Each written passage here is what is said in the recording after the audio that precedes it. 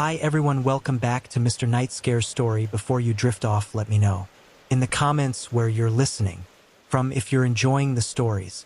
Don't forget to like and subscribe now.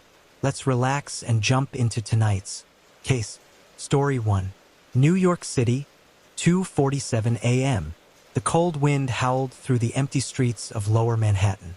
A black SUV rolled to a stop near an abandoned warehouse at the docks. Inside the vehicle, Detective Mike Carter adjusted his gun holster, his sharp blue eyes scanning the shadows. He wasn't supposed to be here, off the books, no backup, no warrant. But when a case gets personal, the rules don't matter. Inside the warehouse, a dim light flickered. A scream cut through the silence, sharp and desperate. Then bang, a single gunshot. Mike cursed under his breath and rushed inside. But he was too late. The body lay sprawled across the concrete floor, blood pooling beneath it. The victim, Jason Reynolds, an investigative journalist who had called Mike just an hour ago, claiming he had uncovered something big. Now, Jason was dead, and Mike had just walked into a crime scene that could either get him killed or expose the darkest secrets of Manhattan. And he had no idea just how deep this went. Mike stood over Jason's body, his mind racing. No witnesses, no security cameras. Someone had planned this well. But as he scanned the room, he noticed Jason's phone lying a few feet away. The screen cracked. He picked it up and saw a single message on the screen. "Meet me at 4 a.m. Location sent. Do not be late." The sender's name was just a single letter, R. Mike's gut told him this wasn't over. He pocketed the phone and slipped out before NYPD could arrive. He knew how this worked. If he stayed, he'd be the prime suspect. Instead, he headed toward the address in the message, deep in the heart of Manhattan's elite district. Little did he know, someone was already watching him. The meeting place was a high-end penthouse, overlooking Central Park. The elevator ride felt like an eternity as Mike checked his gun. When the doors opened, he was greeted by an older man in an expensive suit, sipping a glass of whiskey. "Detective Carter," the man said, not surprised to see him. "I was expecting Jason, but I suppose you'll do." Mike narrowed his eyes. "Who the hell are you?" The man smirked. "Call me Richard, and if you're here, it means Jason is dead. Which means we have a problem." Mike clenched his fists. "You knew he was in danger?" Richard sighed, placing his glass down. Jason was close to exposing something that could bring down half the city's elite. Corrupt politicians, dirty cops, Wall Street sharks, you name it. And now, his death is just the beginning. You're in this now, whether you like it or not. Mike took a deep breath. "Then start talking." Richard leaned forward. "Ever heard of the Black Lotus Syndicate?" Mike's blood ran cold. The Black Lotus was a name whispered in the darkest corners of New York's criminal underworld. A shadowy organization rumored to control everything from drug trafficking to high-level assassinations. But no one had ever proven they existed.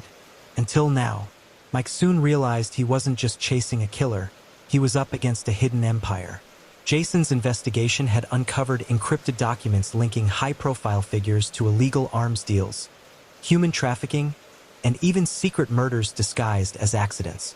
But the deeper Mike dug, the more dangerous things became. Every witness he contacted disappeared. Every lead ended in a dead body. Someone powerful wanted this buried. Then he received a call that changed everything. A distorted voice whispered through the line, "Walk away, detective, or your body will be the next one they find." Mike's grip tightened around his phone. Come and try. He had nothing left to lose. As Mike closed in on the truth, he found himself being hunted. The Black Lotus didn't just want him dead. They wanted him erased. With no one left to trust, Mike turned to the only person who could help. Izzy Morales, a former FBI hacker with a grudge against the system. "This isn't just about crime, Mike," Izzy said, decrypting Jason's files. "This is a conspiracy that goes way beyond what you think. If we expose this, they'll kill everyone involved." "Then let's make it count," Mike said. But as they planned their next move, a sniper bullet shattered the window. Izzy barely dodged in time. "They found us," she yelled. Mike grabbed his gun. There was no running now. It was time to fight back. With only 24 hours before the Black Lotus erased all evidence, Mike and Izzy launched a desperate mission to expose them. Their plan?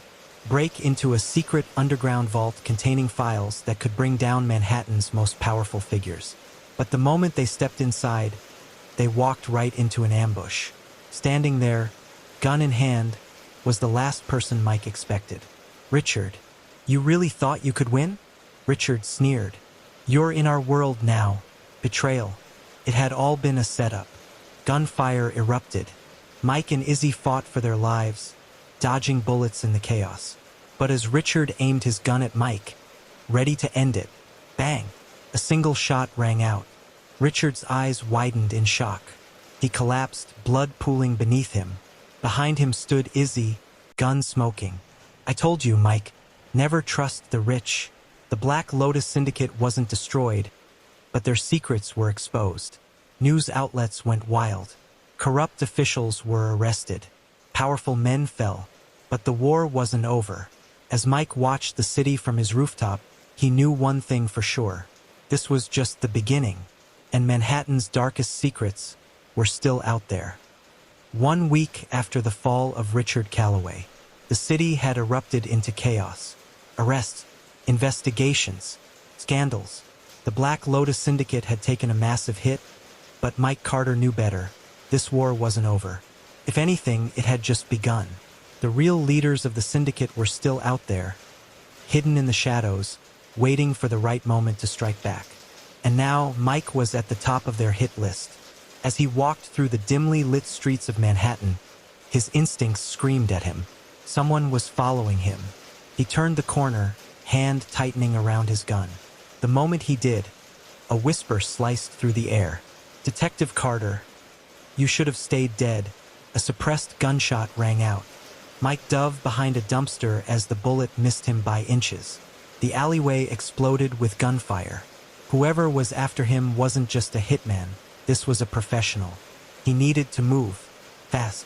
Ducking through a fire escape, he sprinted up the metal stairs, his heart pounding. When he reached the rooftop, he spun around, aiming his gun. But the assassin was already there. Dressed in black tactical gear, face hidden by a mask, the figure moved like a ghost. Silent, deadly, and before Mike could react, the assassin struck, knocking his gun away and slamming him against the rooftop railing. "Who sent you?" Mike growled, struggling against the iron grip. The assassin's voice was cold. "You already know the answer." Then, just as quickly as they appeared, they let go and vanished into the night. Mike caught his breath, realizing something chilling. They could have killed him, but they didn't, which meant they wanted him alive. Back at his apartment, Mike patched up his wounds, his mind racing. Someone in the Black Lotus Syndicate had sent that assassin. But why keep him alive? He needed answers, and there was only one person who could help. Izzy Morales. "You look like hell," Izzy said, letting him into her hideout. A hacker's paradise filled with glowing monitors and encrypted files. "Tell me you didn't get shot." "Not yet," Mike muttered, "but someone wants me alive." "That's worse." Izzy sighed. "I've been digging into the Syndicate's encrypted networks. After Richard's death, a new name popped up. She spun her laptop around, revealing a photo.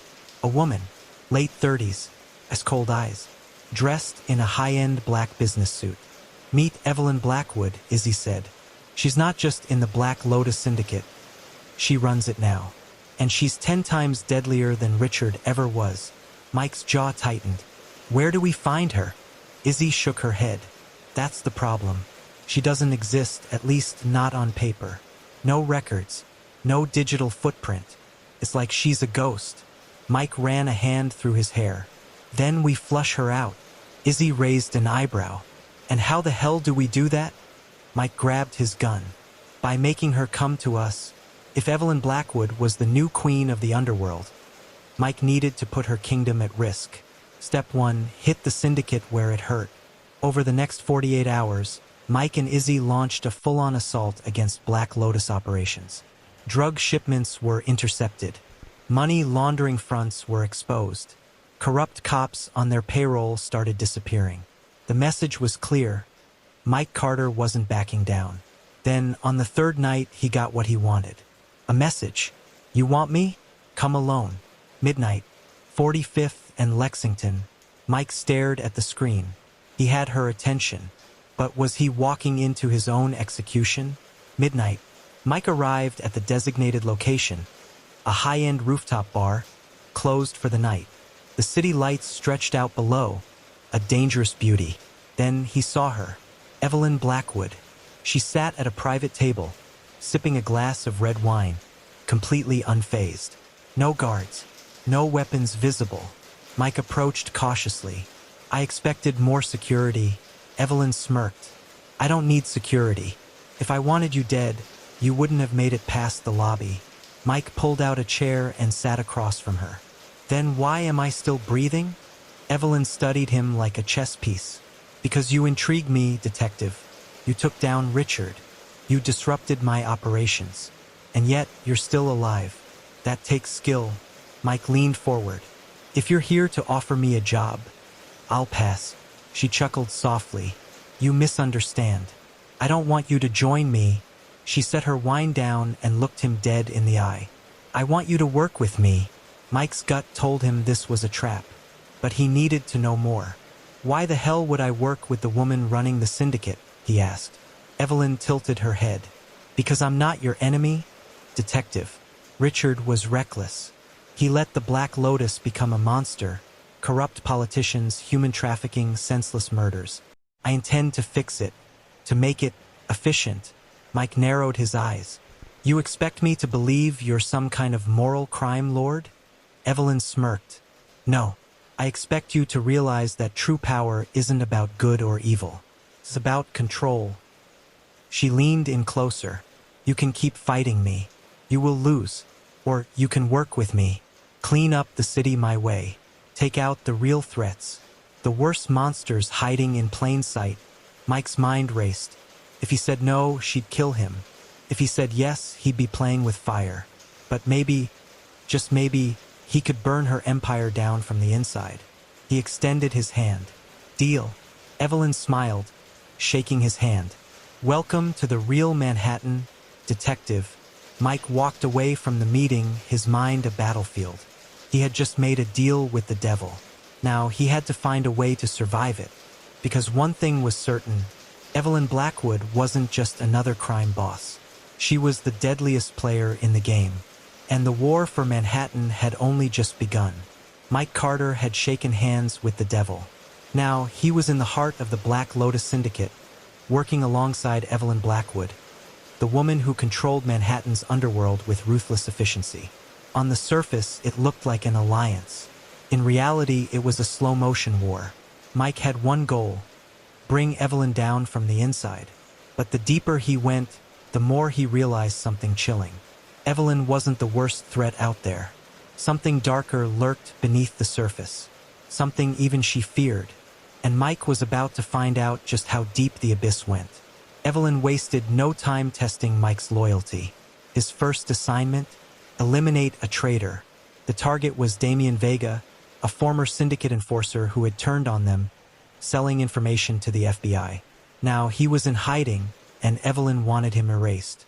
You want to work with me, Carter? Evelyn said, handing him a black pistol. Prove it. Mike took the gun, keeping his face unreadable. This was the moment. If he refused, he was dead. If he pulled the trigger, he crossed a line he could never come back from. But there was another option. Find a way to take Vega alive and turn him into a weapon against Evelyn. Vega was hiding in a rundown motel in Brooklyn, paranoid and armed. Mike approached the room carefully, his finger on the trigger. He had to make this look real. He kicked the door open.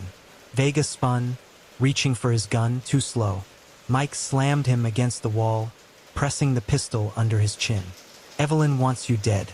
Give me one reason to do this my way instead. Vega's eyes widened. You think you're the first guy she sent? Evelyn's losing control, Carter. You have no idea what's coming. Mike frowned. What the hell are you talking about? There's someone else. Someone bigger than her. She's just a pawn. Before Mike could react, the window shattered. A sniper's bullet tore through Vega's skull. Mike barely had time to hit the ground as two more shots ripped through the room. The Black Lotus wasn't taking chances. They wanted both of them dead. And that meant only one thing. Evelyn had set him up. Mike barely escaped with his life. Back at Evelyn's penthouse, he confronted her. "You sent that sniper." Evelyn arched an eyebrow. "If I wanted you dead, Carter, you wouldn't be standing here." Mike clenched his fists. "Then who the hell did?" For the first time, he saw something rare in Evelyn's expression. Uncertainty. "There's a war coming, Carter," she said. "One I might not win." She poured herself a drink and sighed. "I've spent years building this empire. But someone else has been pulling the strings all along." Mike's pulse quickened. "Who?" Evelyn met his eyes. "The Revenant." The name sent a chill through Mike's spine. The Revenant was a myth in the criminal underworld. A ghost story about a figure so powerful, so untouchable, that even the dead feared him. No one had ever seen his face. No one knew his real name. But the bodies he left behind told the story. Mike had thought Evelyn Blackwood was the final boss. Now he realized she was just another piece on the board. And the real mastermind was coming for them both. The first sign of the Revenant's presence came fast. Evelyn's most secure hideout wiped out overnight. No survivors. One by one, her top lieutenants started disappearing. Then, she got the message. A single black card, placed on her desk. "Your time is up." Evelyn turned to Mike. "If we don't take him down first, we're both dead." Mike stared at her. For months, he had been planning to destroy Evelyn. Now he had to save her, because the only way to kill the Revenant was to team up with the devil herself. The Black Lotus Syndicate was no longer the most powerful force in Manhattan. The Revenant had returned, and Mike Carter was caught in the crossfire. There was no turning back now. This wasn't just about crime anymore. This was a war for the soul of the city. And in the end, only one ruler would be left standing. Mike Carter had spent his entire life hunting criminals. Now he was the one being hunted. The Revenant wasn't just another crime boss. He was something worse. A ghost. A legend. A shadow that swallowed everything in its path. And he was coming for them. Evelyn Blackwood, once the queen of Manhattan's underworld, had lost control. Her empire was crumbling, her people were dying, and she was out of moves. Now, her only ally was the man who had once sworn to destroy her, Mike Carter, and their only chance of survival: find the Revenant before he found them. The first body showed up at dawn. One of Evelyn's top enforcers, his body hanging from a construction crane in Midtown. A message carved into his chest. "Not even the devil is safe." Mike and Evelyn stood in silence, watching the NYPD scramble around the scene. "He's making a statement," Mike muttered. Evelyn crossed her arms. "He's making a promise." Mike glanced at her. "Who the hell is he?" "Evelyn, why is he coming after you now?" Evelyn didn't answer immediately. Then, she whispered, "Because I tried to kill him." Mike tensed. "And let me guess, you failed." Evelyn's jaw clenched. "He wasn't supposed to survive." Mike exhaled slowly. "So now he's back for revenge." Evelyn nodded.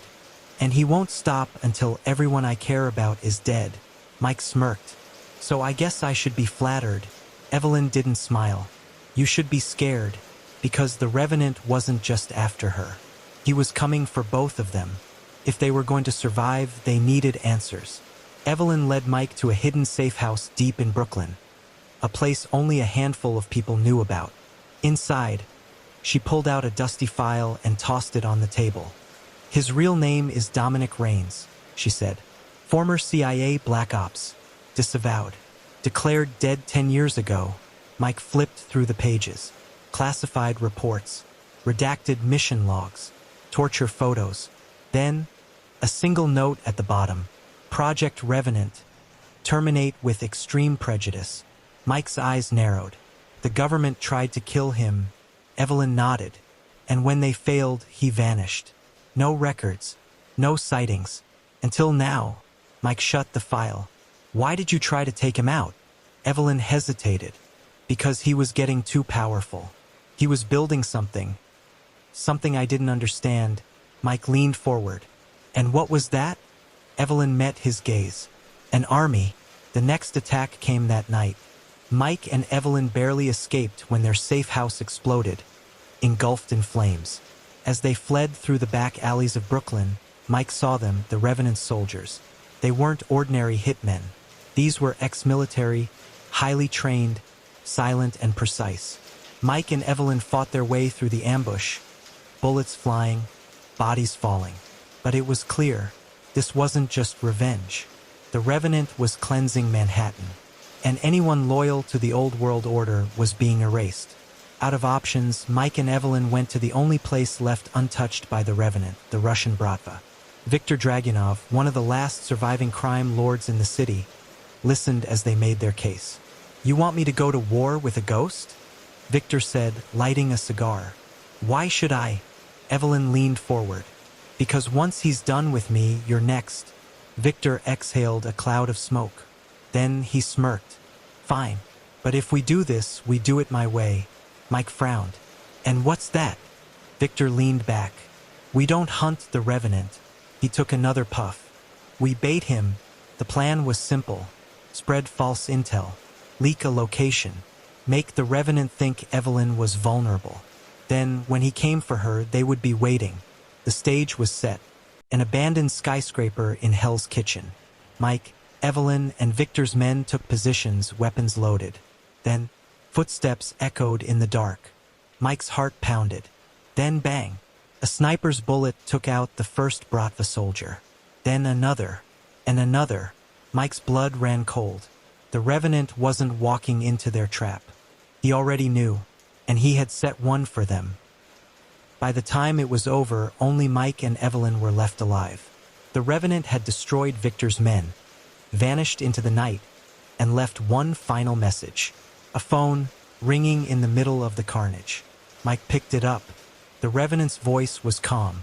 "You should have stayed in the shadows, Carter." Then click. The line went dead.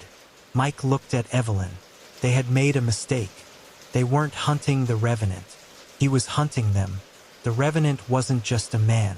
He was a force, a predator that hunted in silence, striking before his enemies even knew they were dead. Mike Carter and Evelyn Blackwood had tried to set a trap.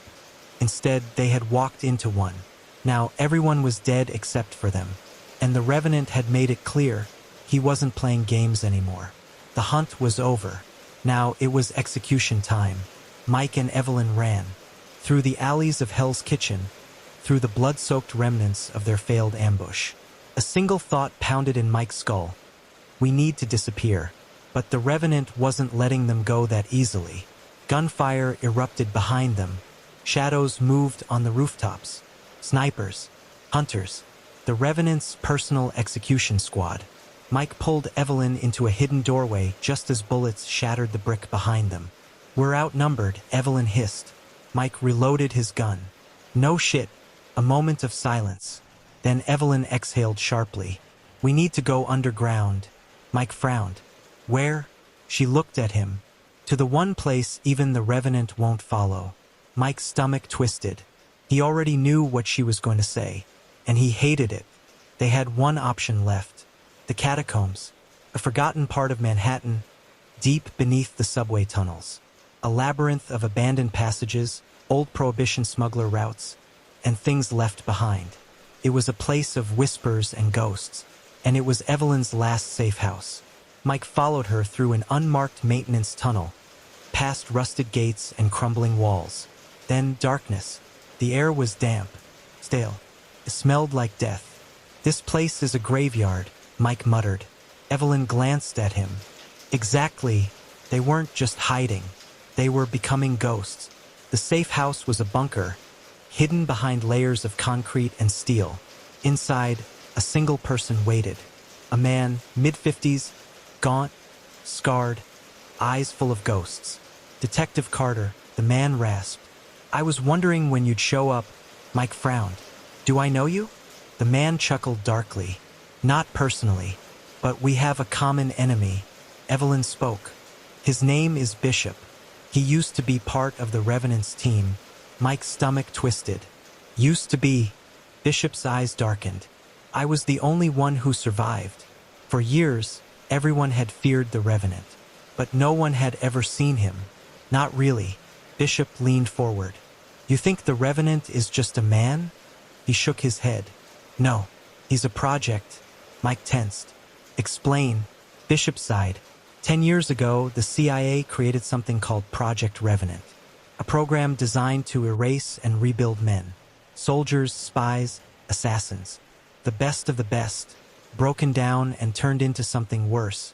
Mike felt ice creep into his veins. Bishop continued. Dominic Raines was the first successful subject. But they didn't just train him to kill. He hesitated. They removed things. Mike's pulse pounded.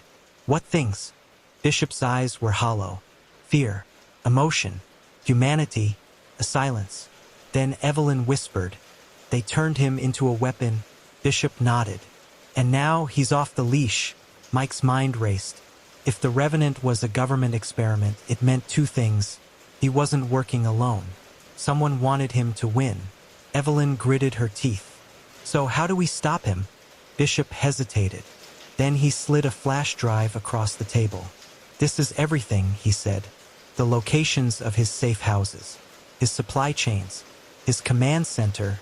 Mike picked it up. Where is it? Bishop met his eyes. Wall Street. Mike blinked. You're telling me the Revenant's base is in the financial district? Bishop smirked. Where else would you hide the world's deadliest assassin? Mike exhaled. So what's the plan? Bishop's expression hardened. We end this. The Revenant wasn't just another crime boss. He was the ultimate weapon. A killer designed to outthink, outfight, and outlast anyone who challenged him.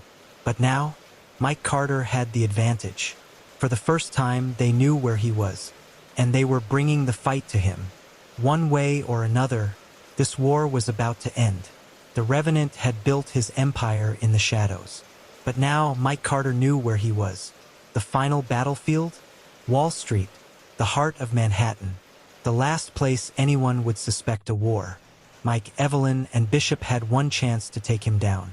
One chance to stop the Revenant before he erased them from existence.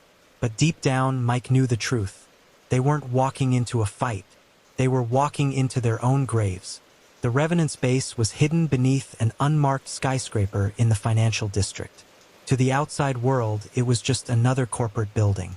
Inside, it was a war machine, armed guards, military-grade security, a bunker built to withstand anything short of a nuclear strike. Mike stared at the blueprint Bishop had pulled up on a stolen CIA terminal. This place isn't a hideout, he muttered. It's a goddamn fortress. Bishop exhaled. Getting in is the easy part. Mike raised an eyebrow. And getting out? Bishop didn't answer, because they weren't supposed to get out. The plan was insane. Step 1. Use a hijacked security clearance to gain access to the building's lower levels. Step 2. Plant explosives along the structural weak points. Step 3. Force the Revenant out. And if things went wrong, they wouldn't live long enough to regret it. Mike and Evelyn geared up. Tactical gear, suppressed weapons, enough ammo to start a war. Then Bishop handed Mike a detonator. One button, Bishop said, and the whole building comes down. Mike gripped it tightly. No turning back now. They moved fast. Bishop got them past the first 2 security checkpoints. No alarms. No resistance. Then, the elevator doors opened, and the Revenant was waiting for them. Black tactical gear, a silenced pistol, as cold as death. Predictable, the Revenant murmured. Then he opened fire. Bullets tore through the elevator. Mike and Evelyn dove for cover as Bishop returned fire. The Revenant didn't move like a man. He moved like a ghost. Every shot precise. Every movement calculated. Within seconds, Bishop was dead. A single headshot. Instant. Mike and Evelyn barely escaped, sprinting through the underground corridors as alarms blared. Plan B, Mike shouted. Evelyn gritted her teeth. Kill this son of a bitch. Mike separated from Evelyn, leading the Revenant deeper into the lower levels. It was just the two of them now. No backup. No escape. Mike raised his gun, fired, missed. The Revenant moved like a phantom, dodging effortlessly. Then he struck. A brutal fist to Mike's ribs, a knife slicing toward his throat. Mike barely blocked in time, pain exploding through his body. The Revenant didn't just want to kill him. He wanted to break him. Meanwhile, Evelyn reached the server room. This was the Revenant's nerve center, where he controlled everything. His finances, his contacts, his empire. She had 1 minute to erase him from existence. But then, a voice behind her. "You're making a mistake." She turned. The Revenant was standing there, bleeding, but alive. Mike was nowhere to be seen. "Pull that trigger," he said, "and I'll tell you exactly what happens next." Evelyn's finger tightened on the detonator. The Revenant smirked. "You become me." Evelyn hesitated, because deep down, she knew he was right. The explosion rocked the financial district. The Revenant's empire collapsed in fire and smoke. Mike and Evelyn barely escaped the destruction. The world thought the Revenant was dead. But Mike wasn't so sure, because somewhere in the chaos, the body was never found. And if the Revenant was still out there, then the war was far from over. The Revenant was dead. At least that's what the world believed. The explosion had reduced his empire to rubble. His network was gone, his name erased. But Mike Carter didn't believe in ghosts. And if there was no body, then the Revenant wasn't finished. 1 month later, Manhattan was healing. The crime syndicates were fighting for power. The city was changing. And Evelyn Blackwood? She was missing. Mike had spent weeks trying to track her down. Every lead went cold. Until now, a single message scrawled on a napkin in a Hell's Kitchen bar. "Meet me where it all began." Mike's blood ran cold. He knew exactly where that was. The abandoned warehouse on the East River. The place where Evelyn first tried to kill the Revenant. Mike entered cautiously, gun drawn. The air smelled of damp wood and rust. Then footsteps. A figure stepped into the dim light. Evelyn. But she wasn't alone. And the man standing next to her? The Revenant. Alive. And smiling. Mike's mind raced. This wasn't possible.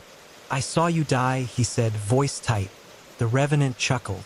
"You saw what I wanted you to see." Mike's grip tightened on his gun. "Evelyn, tell me this isn't real." Evelyn's expression was unreadable. "I did what I had to do." Mike's pulse pounded.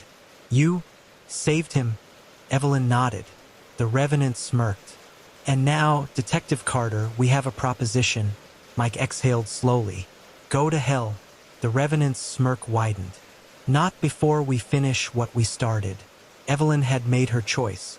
She wasn't just with the Revenant. She was his partner, his equal. Mike had spent his life hunting criminals. Now, the two most dangerous people in Manhattan were standing in front of him, and they wanted him to join them. "You helped burn my empire down," the Revenant said. "Now help me build something better." Mike's fingers tightened around his gun. Evelyn stepped forward. "Think about it, Mike. No more rules. No more lies.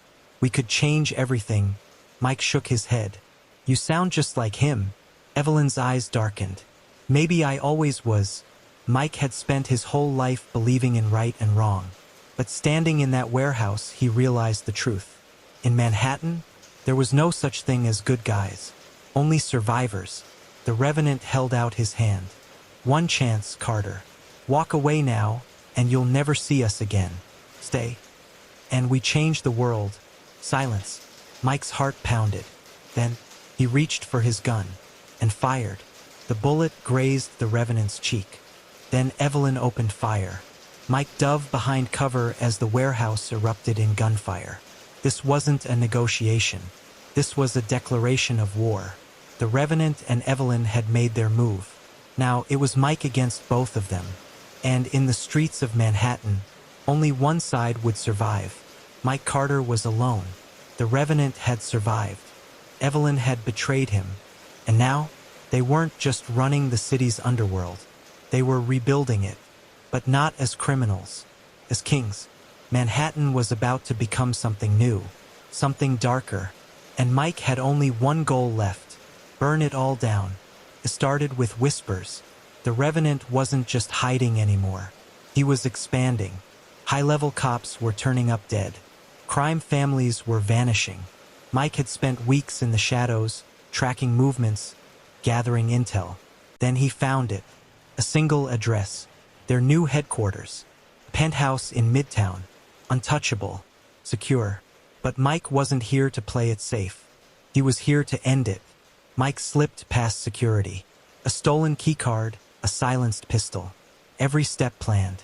Then, a voice behind him. "You're getting predictable, Carter."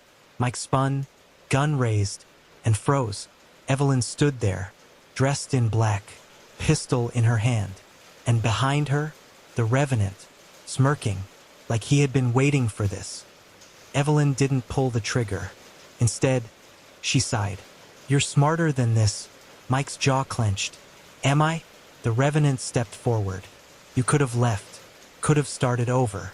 But here you are." Mike didn't answer, because he wasn't here to talk. He was here to finish it. The Revenant smiled. "One last chance. Join us." Mike exhaled. "Go to hell." Then he pulled the trigger. Evelyn moved first. A knife flashed. Mike barely dodged. Gunfire exploded through the penthouse. Mike took cover behind a steel pillar, heart pounding. The Revenant's voice echoed. "You were always stubborn, Carter." Mike fired. A hit, but not enough. The Revenant didn't slow down. Then Evelyn was there. Close. Too close. Mike barely had time to react before the blade sliced across his ribs. Pain. Blood. The world spun. Evelyn grabbed his collar, yanked him close. Should have taken the deal. Then she drove her knee into his gut. Darkness swallowed him. When Mike woke up, he was tied to a chair. The Revenant stood in front of him, arms crossed. Evelyn leaned against the wall, watching. "You lost," the Revenant said simply. Mike spat blood. "Go to hell." The Revenant smirked. "Soon, maybe. But first, he pulled out a gun. "Let's see how much fight you have left." Evelyn looked away. Mike laughed despite the pain. "You think this ends with me?" he rasped. "You think you're untouchable?" The Revenant raised the gun. Then, an explosion. The entire penthouse shook. Fire. Smoke. Screams. Then gunfire. A full-scale raid. Mike grinned through bloody teeth. "Looks like I'm not the only one who wants you dead." Chaos. The Revenant and Evelyn had spent months building their empire. Now, in a single night, it was under siege. SWAT teams. Rival crime syndicates. Everyone wanted a piece. Mike was still tied to the chair. Evelyn grabbed a gun. The Revenant barked orders. And as the walls collapsed around them, Mike smiled. Because this was just the beginning. The Revenant had spent years controlling Manhattan from the shadows. Now the shadows were turning against him. His empire was under attack. His enemies were closing in. And in the middle of it all, Mike Carter, bleeding, chained to a chair, and smiling, because for the first time in this war, the Revenant wasn't in control anymore. Gunfire ripped through the penthouse. Smoke filled the air. Mike knew this was his only chance. He yanked his wrists, feeling the zip ties bite into his skin. Tight, but not unbreakable. He twisted, pulled, snapped. He was free. Now he just needed a weapon. Evelyn had a gun in her hand. She could have shot Mike, could have ended this, but she didn't. Instead, she turned, firing at the raiders swarming the penthouse. Her eyes met Mike's for a split second, and in that moment he saw it. Doubt. Not in him, in the Revenant. The Revenant fought like a ghost. Silent, precise, deadly. One by one, the attackers fell. But this wasn't a war he could win alone. And when he saw Evelyn hesitate, something inside him shifted. "You're hesitating," he growled, grabbing her by the arm. "That's weakness." Evelyn ripped free. Or maybe it's sanity. The Revenant's eyes went cold. "I made you," he said. "I can unmake you." Evelyn raised her gun. "Try." Mike grabbed a fallen rifle and opened fire. Bullets tore through the room. The Revenant ducked, vanishing into the smoke. Evelyn turned to Mike. "We need to move." Mike didn't lower his gun. "You're still with him?" Evelyn's jaw tightened. "I don't know." Then, a voice from the darkness. "You don't get to choose, Evelyn." The Revenant. And he wasn't alone. More soldiers emerged behind him, weapons aimed. Mike exhaled. "You've got to be kidding me." The Revenant smiled. "This isn't over." Then he disappeared into the chaos. By dawn, the penthouse was gone. Burned. Collapsed. The Revenant had escaped. And now, Mike and Evelyn were alone. Enemies. Allies. Something in between. Mike broke the silence. "So what now?" Evelyn's expression was unreadable. "I don't know," she admitted. Then she turned, walking into the morning fog. Mike didn't stop her, because deep down he knew the truth. This wasn't the end. It was just the beginning. And the next time they met, one of them wasn't walking away. Mike Carter had one goal: find him, kill him, end this war. But Evelyn Blackwood? She had other plans, because for the first time in her life, she wasn't following orders. She was about to become the Queen of Manhattan. And nothing, not Mike, not the Revenant, not the entire city was going to stop her. Mike had spent weeks tracking the Revenant. His empire had fractured. His men were either dead or in hiding. But the Revenant himself? He had vanished. Until now. Mike leaned over the laptop in a grimy Brooklyn motel room, staring at a single grainy image. Surveillance footage. A figure in a long black coat. A shadow moving through a private airstrip in New Jersey.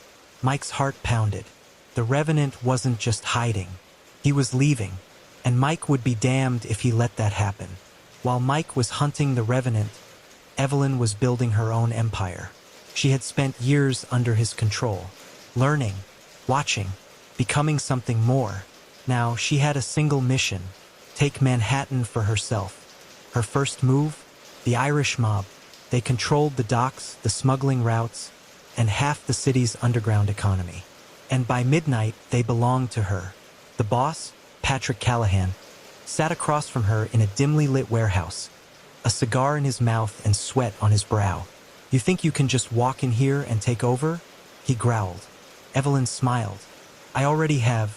The doors behind her opened. Callahan turned and saw his own men lowering their guns. Betrayal.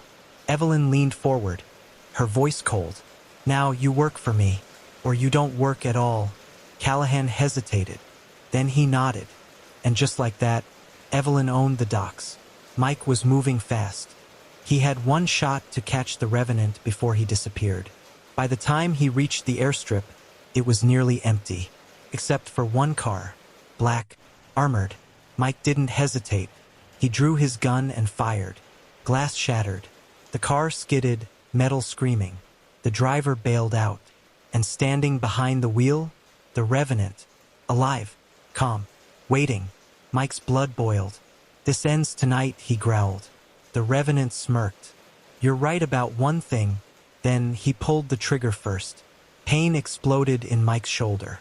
He hit the ground hard, gun slipping from his grip. The Revenant walked toward him, slow and steady. "You never understood the game, Carter," he said. "You think this is about revenge?" Mike gritted his teeth, clutching his wound. "It's about stopping you." The Revenant chuckled. "I already lost everything. There's nothing left to stop." Mike frowned. "Then why are you still running?" The Revenant's smirk vanished. Because deep down, he was running from something, or someone, before the Revenant could pull the trigger again. A single gunshot rang out. His body jerked. A red stain bloomed on his side. Mike turned, stunned. Evelyn stood behind them, gun still raised. Mike's breath caught. "You?" Evelyn stepped forward, staring down at the Revenant. "You thought you could run from me?" she whispered. The Revenant exhaled slowly, pressing a hand to his wound, smirking even as he bled. "I was never running, Evelyn." She narrowed her eyes. "Then what were you doing?" The Revenant chuckled. "Making sure you were ready." And in that moment, Mike realized the truth. The Revenant wasn't afraid of dying, because Evelyn wasn't his enemy. She was his successor. By the time the sun rose, his body had vanished again. Mike was left standing on the airstrip, bleeding, exhausted, and alone. Evelyn, she had disappeared into the night, but her message was clear. She wasn't following orders anymore.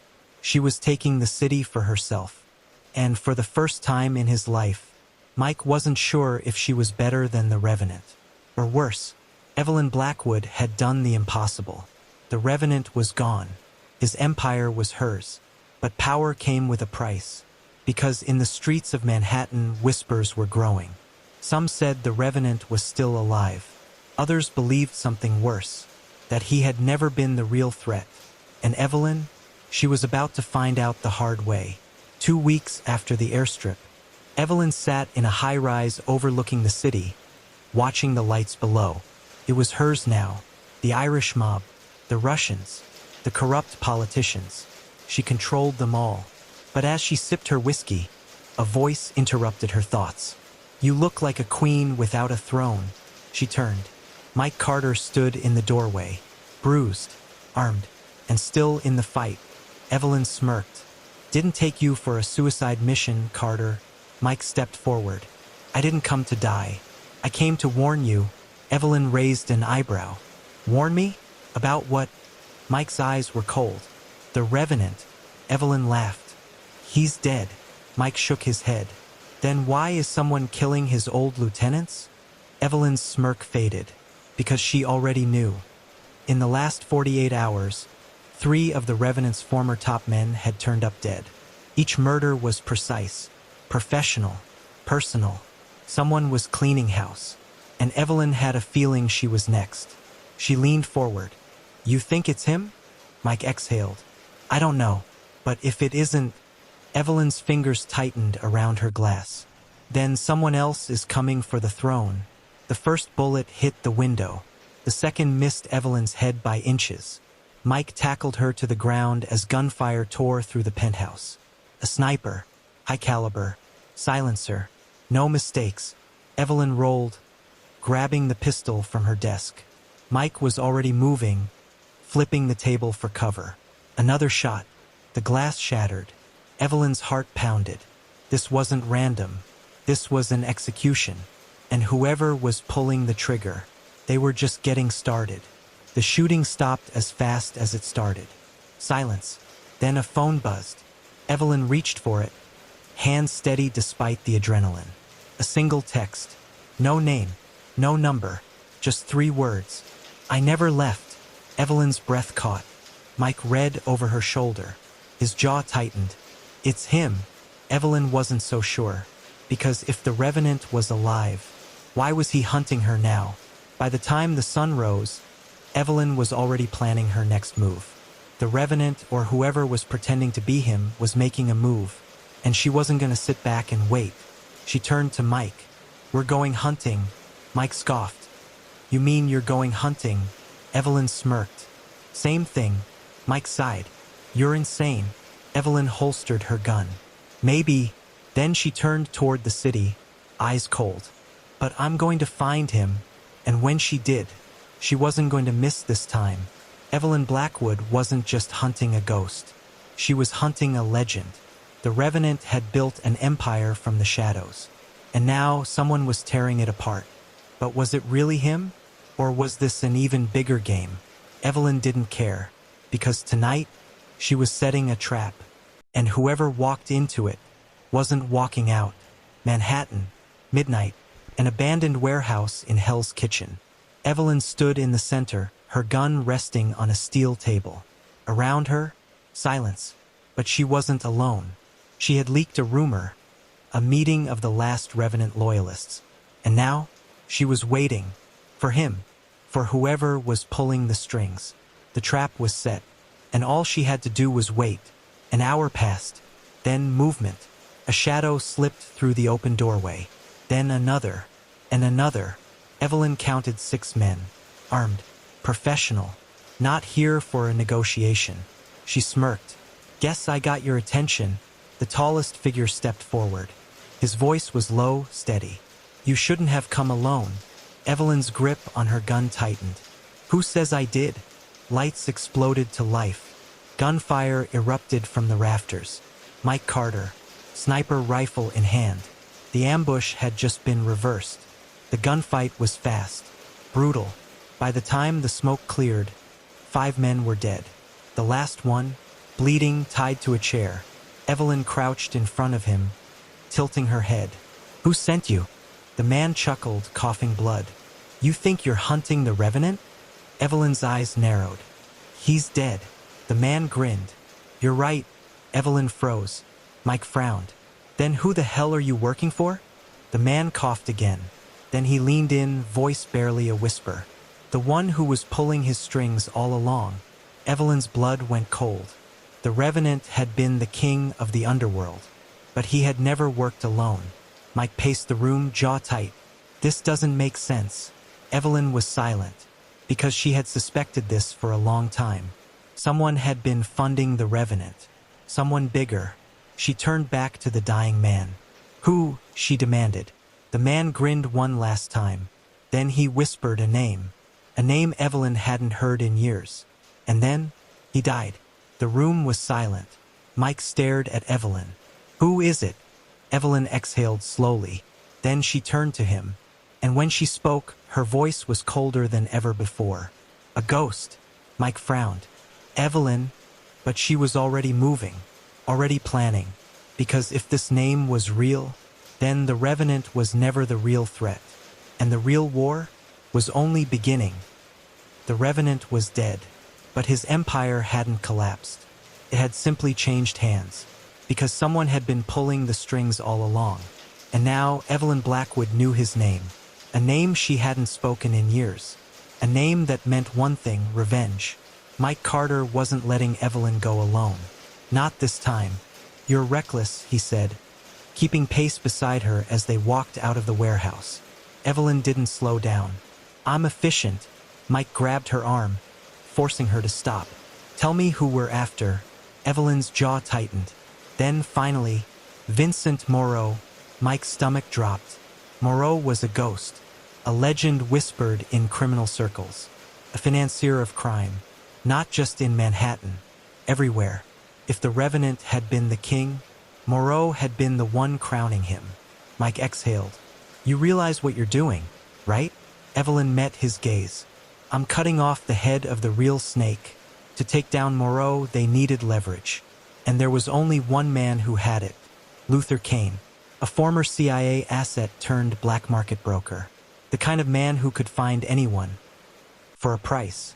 They met him in a cigar lounge on the Upper West Side. Kane was already waiting, a glass of scotch in hand. He grinned when he saw Evelyn. "Didn't expect to see you alive." Evelyn slid into the seat across from him. "Neither did I. You have what I need." Kane took a slow sip. "Depends." Evelyn pulled a thick envelope from her coat. "Cash." Kane glanced at it, then smirked. "I don't want money." Mike tensed. "Then what do you want?" Kane leaned forward. "Moreau's empire is bigger than you think. You want him dead." He chuckled. "Then you need to burn everything he built." Evelyn didn't hesitate. "Then let's start a fire." Kane's intel led them to a shipping dock in Red Hook. Moreau's operation moved money, drugs, and weapons through the port. Burn it down and his empire would start to bleed. Mike and Evelyn moved under the cover of night. Guards patrolled the docks, armed and ready. Evelyn checked her watch. 10 minutes until our distraction. Mike nodded. "You sure about this?" Evelyn smirked. "Not even a little." Then the first explosion rocked the docks. Flames lit up the night sky. Guards scrambled, shouting orders. Evelyn and Mike moved fast, planting charges along the storage containers. Gunfire erupted. Mike returned fire, taking down 2 guards. Evelyn set the final charge. "Time to go," she yelled. They sprinted toward the getaway car. Behind them, the docks erupted into a firestorm. Moreau's network was crippling, and this was only the beginning. By the time the sun rose, Moreau had received their message, and he had responded. Evelyn's phone buzzed. A single text. "You've made a mistake." Evelyn smirked. "No, you did." She turned to Mike. "Now we see how a king reacts when his empire burns." Mike sighed. "We're going to war, aren't we?" Evelyn loaded her gun. "We already did, and the next shot would decide who ruled Manhattan." Vincent Moreau wasn't just another crime boss. He was the foundation that men like the Revenant had been built on. And Evelyn Blackwood had just declared war on him. Burning his docks had been the first move. Now it was time for his response. And Moreau? He didn't play fair. Evelyn sat in a dimly lit bar in the Lower East Side, nursing a whiskey. Mike Carter sat across from her, scanning a list of names. Moreau's people. Bankers, enforcers, politicians, the real power players in his network. But before they could strike again, they had to survive. Because Moreau had already started his counterattack. And the first body had just dropped. Luther Kane was dead. They found his body in a Brooklyn alley, his throat slit. But it wasn't just a murder. It was a message. Because carved into his chest, Evelyn Blackwood. Mike clenched his fists. This is a setup. Evelyn exhaled slowly, her expression unreadable. They're framing me. Mike nodded. And now every cop in the city is coming for you. Evelyn smirked. Let them try. But deep down she knew this was a war she couldn't fight alone. They didn't even get out of Brooklyn before the ambush hit. 3 black SUVs. No plates. Professional killers. Gunfire tore through the street. Mike yanked the wheel, sending their car skidding into an alley. Evelyn leaned out the window, returning fire. Bullets shattered windshields. Tires screeched. And then boom, a Molotov cocktail exploded behind them, flames licking the walls. Mike cursed. They're not letting us walk away from this. Evelyn's eyes burned with fury. Good. She cocked her gun. Then let's stop running. By the time they reached their safe house, Evelyn had a plan. Moreau wanted her dead, but he wasn't going to hide behind his men forever. She was going to force him into the light, and there was only one way to do that. She grabbed her phone, dialing a number she hadn't used in years. The line clicked. A deep voice answered. I was wondering when you'd call. Evelyn's grip tightened. I need a meeting with Moreau. Pause. Then laughter. You don't request meetings with Moreau. Evelyn's voice turned ice cold. Then tell him if he doesn't meet me, I'll start burning more than just his docks. A longer pause. Then the voice spoke again. Midnight. Pier 17. The line went dead. Mike crossed his arms. This is a trap. Evelyn smirked. Of course it is. Then she loaded her gun. But so is mine. By midnight, Evelyn stood on the pier, cold wind whipping through her hair. Mike was nearby, hidden, armed, watching. Then footsteps. Vincent Moreau stepped out of the shadows. Tall, silver-haired, more like a CEO than a crime lord. But his eyes? Pure predator. Evelyn, he said, voice smooth as silk. You've been very disruptive. Evelyn smirked. And you've been very predictable. Moreau chuckled. You think you're winning? Evelyn stepped closer. I think you're scared. Moreau's smile faded. You've made a mistake. Blackwood. Evelyn's smirk remained. No, you did. Then she stepped aside, revealing a small red laser dot on Moreau's chest. Moreau's expression barely changed, but Evelyn saw it. The flicker of doubt. Moreau exhaled slowly. This isn't over. Evelyn smiled. It is for you. Then she turned and walked away. But as she did, Moreau's final words followed her. One of us isn't making it out of this war alive. Evelyn didn't look back. I know. And she was ready. Moreau had money, power, and an army of killers. But Evelyn Blackwood had nothing to lose. And that made her more dangerous than ever. The war had begun. Now it was time to finish it. Mike Carter shoved a folder across the table. Evelyn flipped it open. Bank statements. Offshore accounts. Moreau's entire empire on paper. She raised an eyebrow. Where'd you get this? Mike smirked. Moreau isn't the only one with friends in high places. Evelyn's fingers tightened on the pages. This is enough to destroy him. Mike nodded. Or get us both killed. Evelyn's smirk was razor sharp. Then let's make sure we go down swinging. Moreau was careful. But every man had a weakness. And Evelyn had just found his. A private estate in the Hamptons. Fortified but not untouchable. His real headquarters. The place where he stored his deepest secrets. Mike checked his gear. We go in quiet, grab what we need, and get out. Evelyn loaded her gun. Or we burn it all down. Mike sighed. I knew you'd say that. Evelyn smirked. Then why are you still here? Mike chambered around. Because someone has to make sure you don't get yourself killed. Evelyn glanced at him. I make no promises. 2:37 a.m. The estate was crawling with security. But Evelyn and Mike had planned for that. Silencers, smoke grenades, precision. One by one, guards dropped. They moved through the mansion like shadows, until they reached Moreau's private study. Evelyn picked the lock in seconds. And inside, a safe. Mike got to work. 30 seconds. Evelyn turned to the door, gun raised. Something felt wrong. Then, click, a voice behind them. Going somewhere? They turned. Moreau stood in the doorway, smiling, and he wasn't alone. Moreau wasn't holding a gun.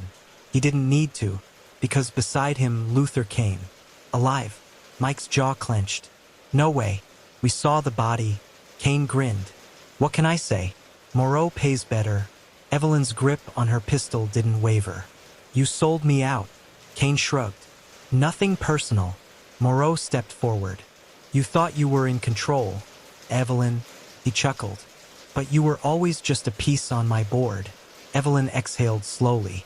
Then let's flip the board. Before Moreau could react, she fired. The bullet hit Kane first, right between the eyes. Chaos erupted. Gunfire, smoke, screams. Evelyn and Mike dove for cover. The war had truly begun. The mansion was burning. Mike was bleeding. Moreau was escaping. Evelyn had one shot. She aimed down the sights. Moreau smirked. You won't do it. Evelyn's finger tightened on the trigger. Then, bang, the end. Story number 2. The body was found under the Brooklyn Bridge just before dawn. No fingerprints, no ID. Just a single silver coin resting on the victim's tongue. An old Spanish doubloon, the kind pirates once hoarded. For NYPD Detective Elias Mercer, this wasn't just another homicide. The coin was a message, a signature, and he had seen it before. The last time it appeared was 13 years ago, in a case that nearly ended his career. A case that was supposed to be closed. A case that had claimed the life of his partner. But now, someone was bringing it all back. And this time, the killer wasn't just leaving bodies. They were coming for Mercer himself. Detective Elias Mercer never slept much, but after seeing the coin, sleep was impossible. The past was clawing its way back, and Mercer knew exactly where to start. Katrina Vale, an ex-criminal profiler turned underground information broker, had been his last lead on the original case. She had vanished years ago, right after telling him she was getting too close, but when Mercer tracked her down, she wasn't hiding anymore. She was waiting for him. You should have left it alone, Elias, Katrina said, pouring whiskey into a glass. Some doors should stay locked, but Mercer had never been good at walking away, and neither had the killer. The old case, known as the Silver Coin Murders, had been one of the NYPD's darkest. 5 high-profile victims, each found with a doubloon. No suspects, no motives. The trail had gone cold, and the city had moved on. But Mercer hadn't. And now the pattern was starting again. Another body appeared, this time in an abandoned subway station beneath Manhattan. The same coin, the same precision. But there was something different. This time, the killer had carved something into the victim's skin. 13 years. The message was clear. The killer wasn't just repeating history. They were finishing what they started. As Mercer and Katrina dug deeper, they uncovered something chilling. The original silver coin victims had all been members of a secret society known as the 13 Kings. A group that controlled the city from the shadows. A group that should have been untouchable. But someone had hunted them down. And now they were hunting again. The deeper Mercer went, the more he realized this wasn't about revenge. It was about power. And the next name on the list? His own. The last message led Mercer to a forgotten mansion on the outskirts of the city. A place where the original killings had begun. But when he arrived, he wasn't alone. The killer was already there. Waiting. Watching. And the truth? It was far darker than Mercer ever imagined, because this wasn't just a case. It was personal, and the only way out was through blood. The abandoned mansion smelled of dust, decay, and something else, something metallic. Blood. Mercer moved carefully, his Glock raised, every shadow a potential threat. Katrina followed close behind, her eyes scanning the room. The mansion had been the secret meeting place of the 13 Kings, a group of wealthy elites who had once ruled Manhattan's underworld. But tonight it was a tomb. A massive dining table stood in the center, covered in rotting food and cobwebs, as if someone had set the table for a feast that never happened. And at the head of the table sat a corpse, dressed in a black suit, a silver doubloon resting on his tongue. But this time, the killer had left something else. A Polaroid photo pinned to the corpse's chest. It was a picture of Mercer. "What the hell does this mean?" Katrina muttered, flipping the photo over. There was a single word scrawled in red ink. "Tonight." A chill crawled down Mercer's spine. This wasn't just a warning. It was an invitation. The killer wanted him to play. But before he could process it, the sound of footsteps echoed through the mansion. Someone else was here.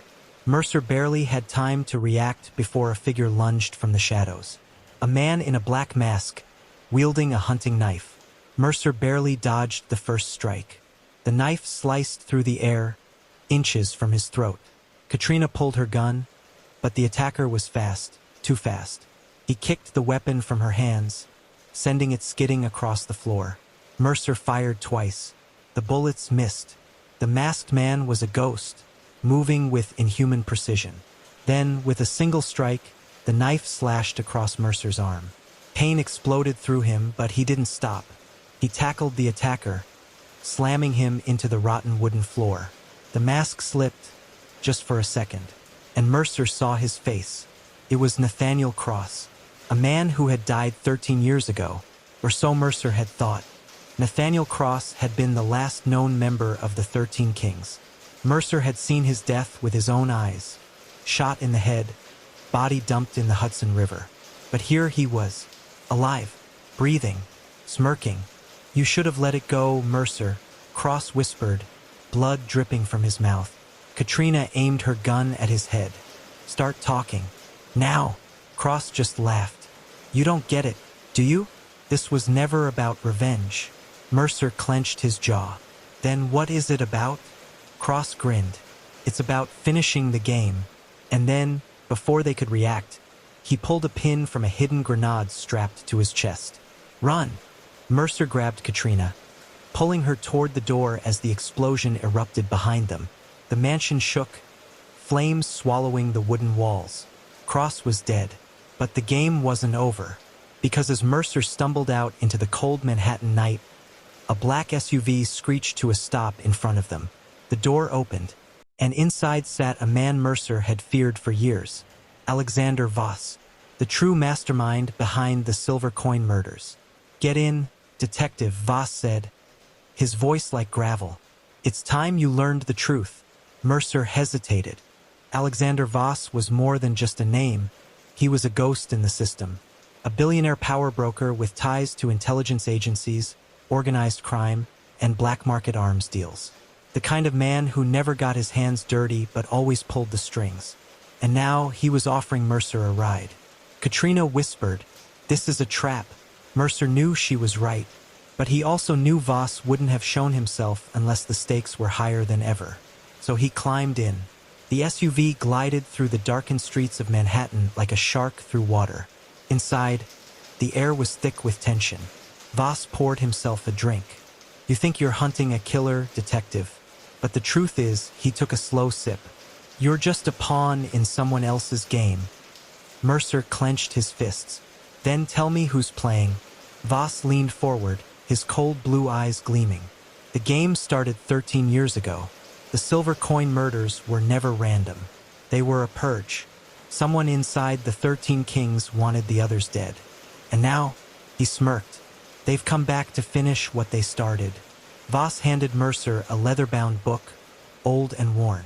"This is the only reason I'm still alive," he said. Mercer flipped through the pages. It was a ledger, a record of every bribe, every assassination, every deal the 13 kings had ever made. And scrawled in blood-red ink was a list of names. 9 of them were already crossed out. For names remained, and one of them was Mercer's.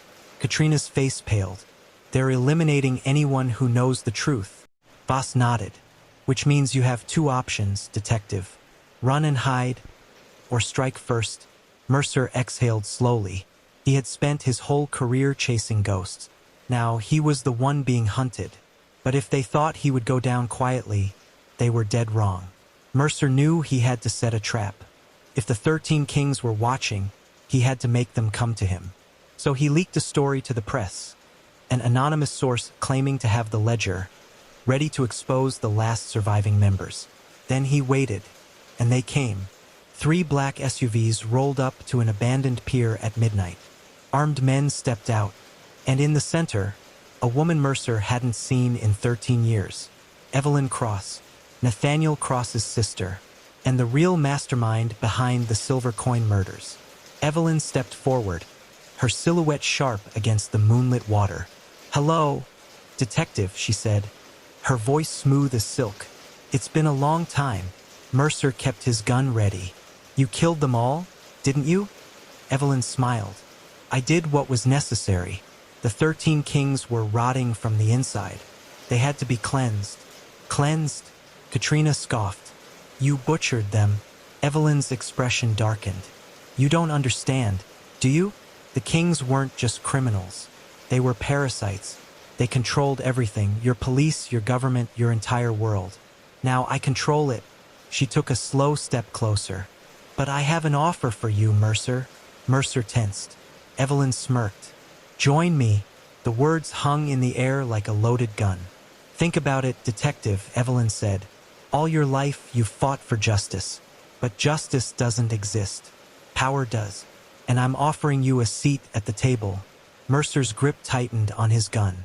He had spent 13 years chasing the truth. And now the truth was staring him in the face. The question was, would he take the shot? Or would he become part of the machine he had spent his life trying to destroy? Evelyn extended her hand. "What's it going to be, Mercer?" The city waited. The waves crashed, and the blood moon hung low over Manhattan. Mercer's heartbeat pounded in his ears. Evelyn Cross, the woman who had orchestrated the silver coin murders, was offering him a place at her table.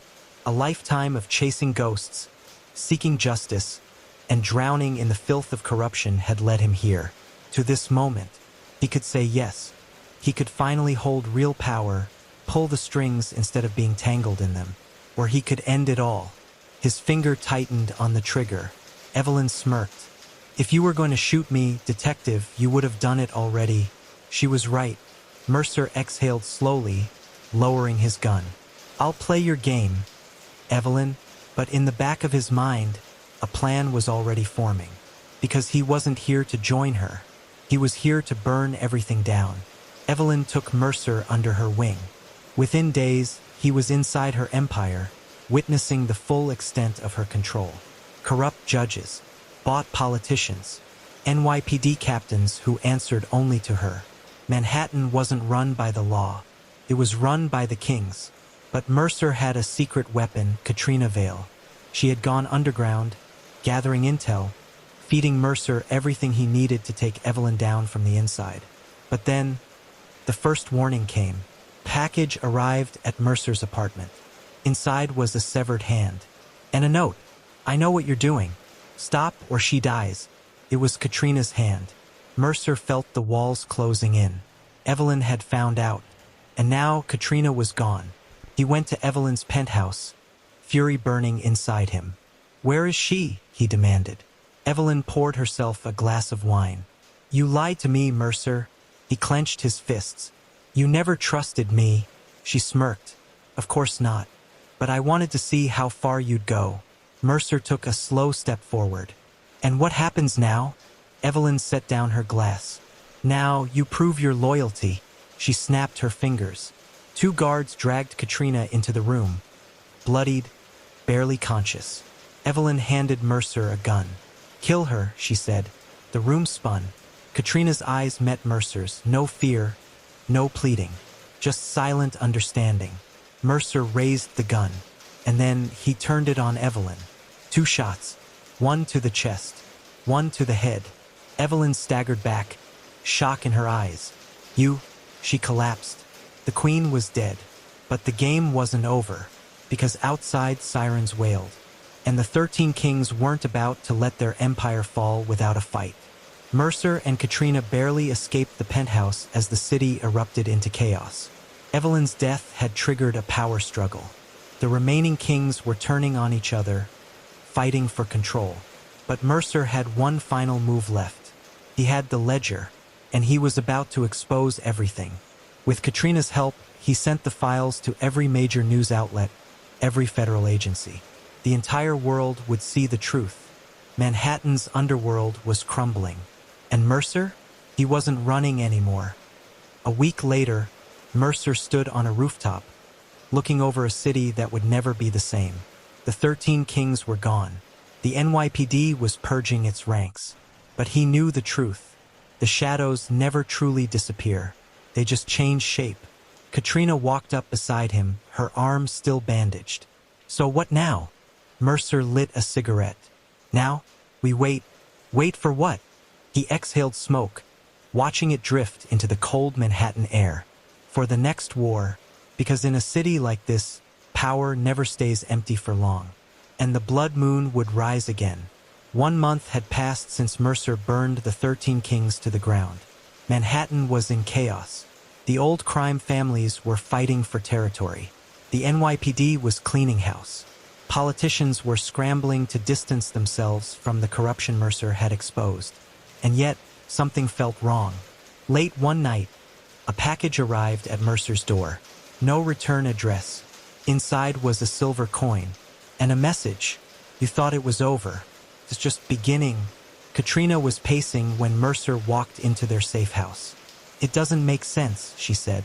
Evelyn is dead. The kings are dead. Who the hell is still playing this game? Mercer set the coin on the table. Maybe someone we missed. Katrina's jaw tightened.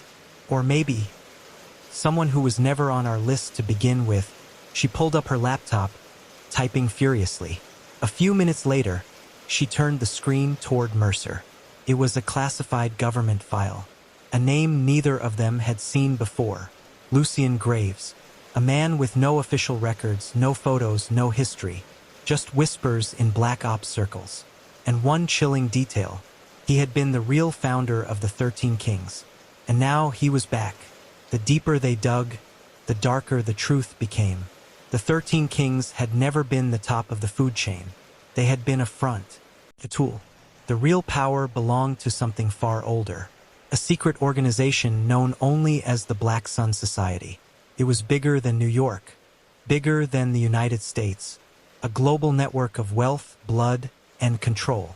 And Lucien Graves was its unseen architect. Mercer clenched his fists. If this guy is still alive, then we didn't kill the monster. Katrina nodded. We just cut off a few heads. Mercer grabbed his gun. Then let's finish the job. The next night, Mercer got a call. A voice he didn't recognize. Cold. Amused. Lucien Graves. I was wondering when you'd come looking for me, Graves said. You're a persistent detective. I respect that. Mercer kept his voice steady. You're next. Graves chuckled. You really think you're in control, don't you? You killed Evelyn, exposed the kings, burned down their empire. And yet, here I am. Watching. Waiting. Pause. Then Graves said, let's make this simple. Meet me at the old Trinity Cathedral. Midnight. No weapons. No backup. The line went dead. Katrina shook her head. It's a trap. Mercer exhaled. Of course it is. He grabbed his coat. But I'm walking in anyway. The cathedral was empty, bathed in silver moonlight. Mercer walked inside, unarmed, his heart steady. And there, standing in the center of the ruined church, was Lucien Graves. Tall, immaculately dressed in a black suit. White hair, sharp eyes like carved ice. He smiled. I must say, Detective, I've been waiting a long time to meet you. Mercer stepped closer. You sent the coin. Graves nodded. A reminder. That no matter how many buildings you burn, no matter how many bodies you drop, the game never truly ends. Mercer's jaw tightened. Then let's end it. Right here. Right now. Graves chuckled. Oh, Mercer. You still don't understand, do you? He reached into his pocket and tossed something at Mercer's feet. A flash drive. The truth, Graves said. Everything you think you know about the Kings, about Evelyn, about me, it's just the surface. Take this. See the bigger picture. Mercer hesitated. Graves smiled. When you're ready to talk, you'll know where to find me. Then, just like that, he walked away. Mercer didn't stop him, because deep down he knew this wasn't over. It was just beginning. Mercer and Katrina sat in their safe house, staring at the flash drive Lucien Graves had given him. Katrina crossed her arms. This is a mind game. Mercer nodded. Maybe. But if there's even a chance this has real answers, we need to see what's on it. Katrina sighed. All right, but if this thing is rigged with malware, I'm throwing your laptop out the window. She plugged the drive into a secured system and ran a deep scan. Nothing. No viruses. No trackers. Then the files appeared, and what they saw changed everything. The drive contained thousands of documents, classified government records, black ops reports, and encrypted messages between some of the most powerful people in the world. At the center of it all was a phrase that kept repeating. Project Hollow Sun. Katrina frowned. What the hell is this? Mercer clicked on a folder labeled Initiation Records. Inside were videos, grainy, distorted footage of men in masks, standing in candlelit rooms, chanting in a language Mercer didn't recognize. And then one video stood out. A ritual. A man bound to a chair, begging for his life. A silver coin placed on his tongue. And then Lucien Graves himself stepping into frame. His voice was calm. Sacrifice is necessary. Blood must be spilled for the machine to keep turning. Then he slit the man's throat. The video cut to black. Katrina shut the laptop. Lucien Graves isn't just some crime lord. He's running something way bigger. Mercer leaned back, the weight of it sinking in. The 13 Kings were just a front. Project Hollow Sun is the real power. Katrina's face was pale. And whatever it is, they're still active. Mercer clenched his fists. Then we shut it down. But before they could move, a gunshot shattered the window. A sniper. They barely hit the ground before bullets ripped through the walls. Then an explosion. The safe house erupted in flames. Mercer and Katrina barely escaped, diving into an alley as fire consumed the building behind them. Lucien knew we'd open the drive. Katrina gasped. He was waiting for it. Mercer checked his gun. Then let's give him what he wants. Katrina stared at him. You want to walk into another one of his traps? Mercer's jaw tightened. No, I want to set one of my own. He pulled out his phone and made a call. To the only person crazy enough to help. 20 minutes later, a black muscle car pulled up. The driver's door opened, and a man stepped out. Silas Kane, ex-mercenary, professional killer. A man who had once been on Mercer's hit list, but now he was their best shot at survival. Silas smirked. Heard you pissed off the wrong people, Mercer. Mercer nodded. I need firepower, and I need someone who can kill a ghost. Silas cracked his knuckles. Lucien Graves, huh? Dangerous man. Untouchable. Katrina crossed her arms. Can you get us close to him? Silas grinned. Oh, sweetheart, I can do a lot more than that.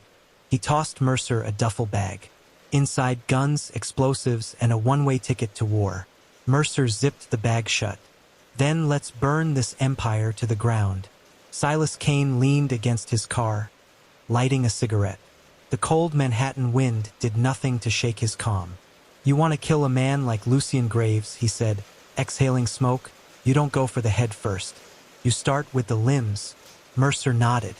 Then where do we cut first? Silas smirked. His money.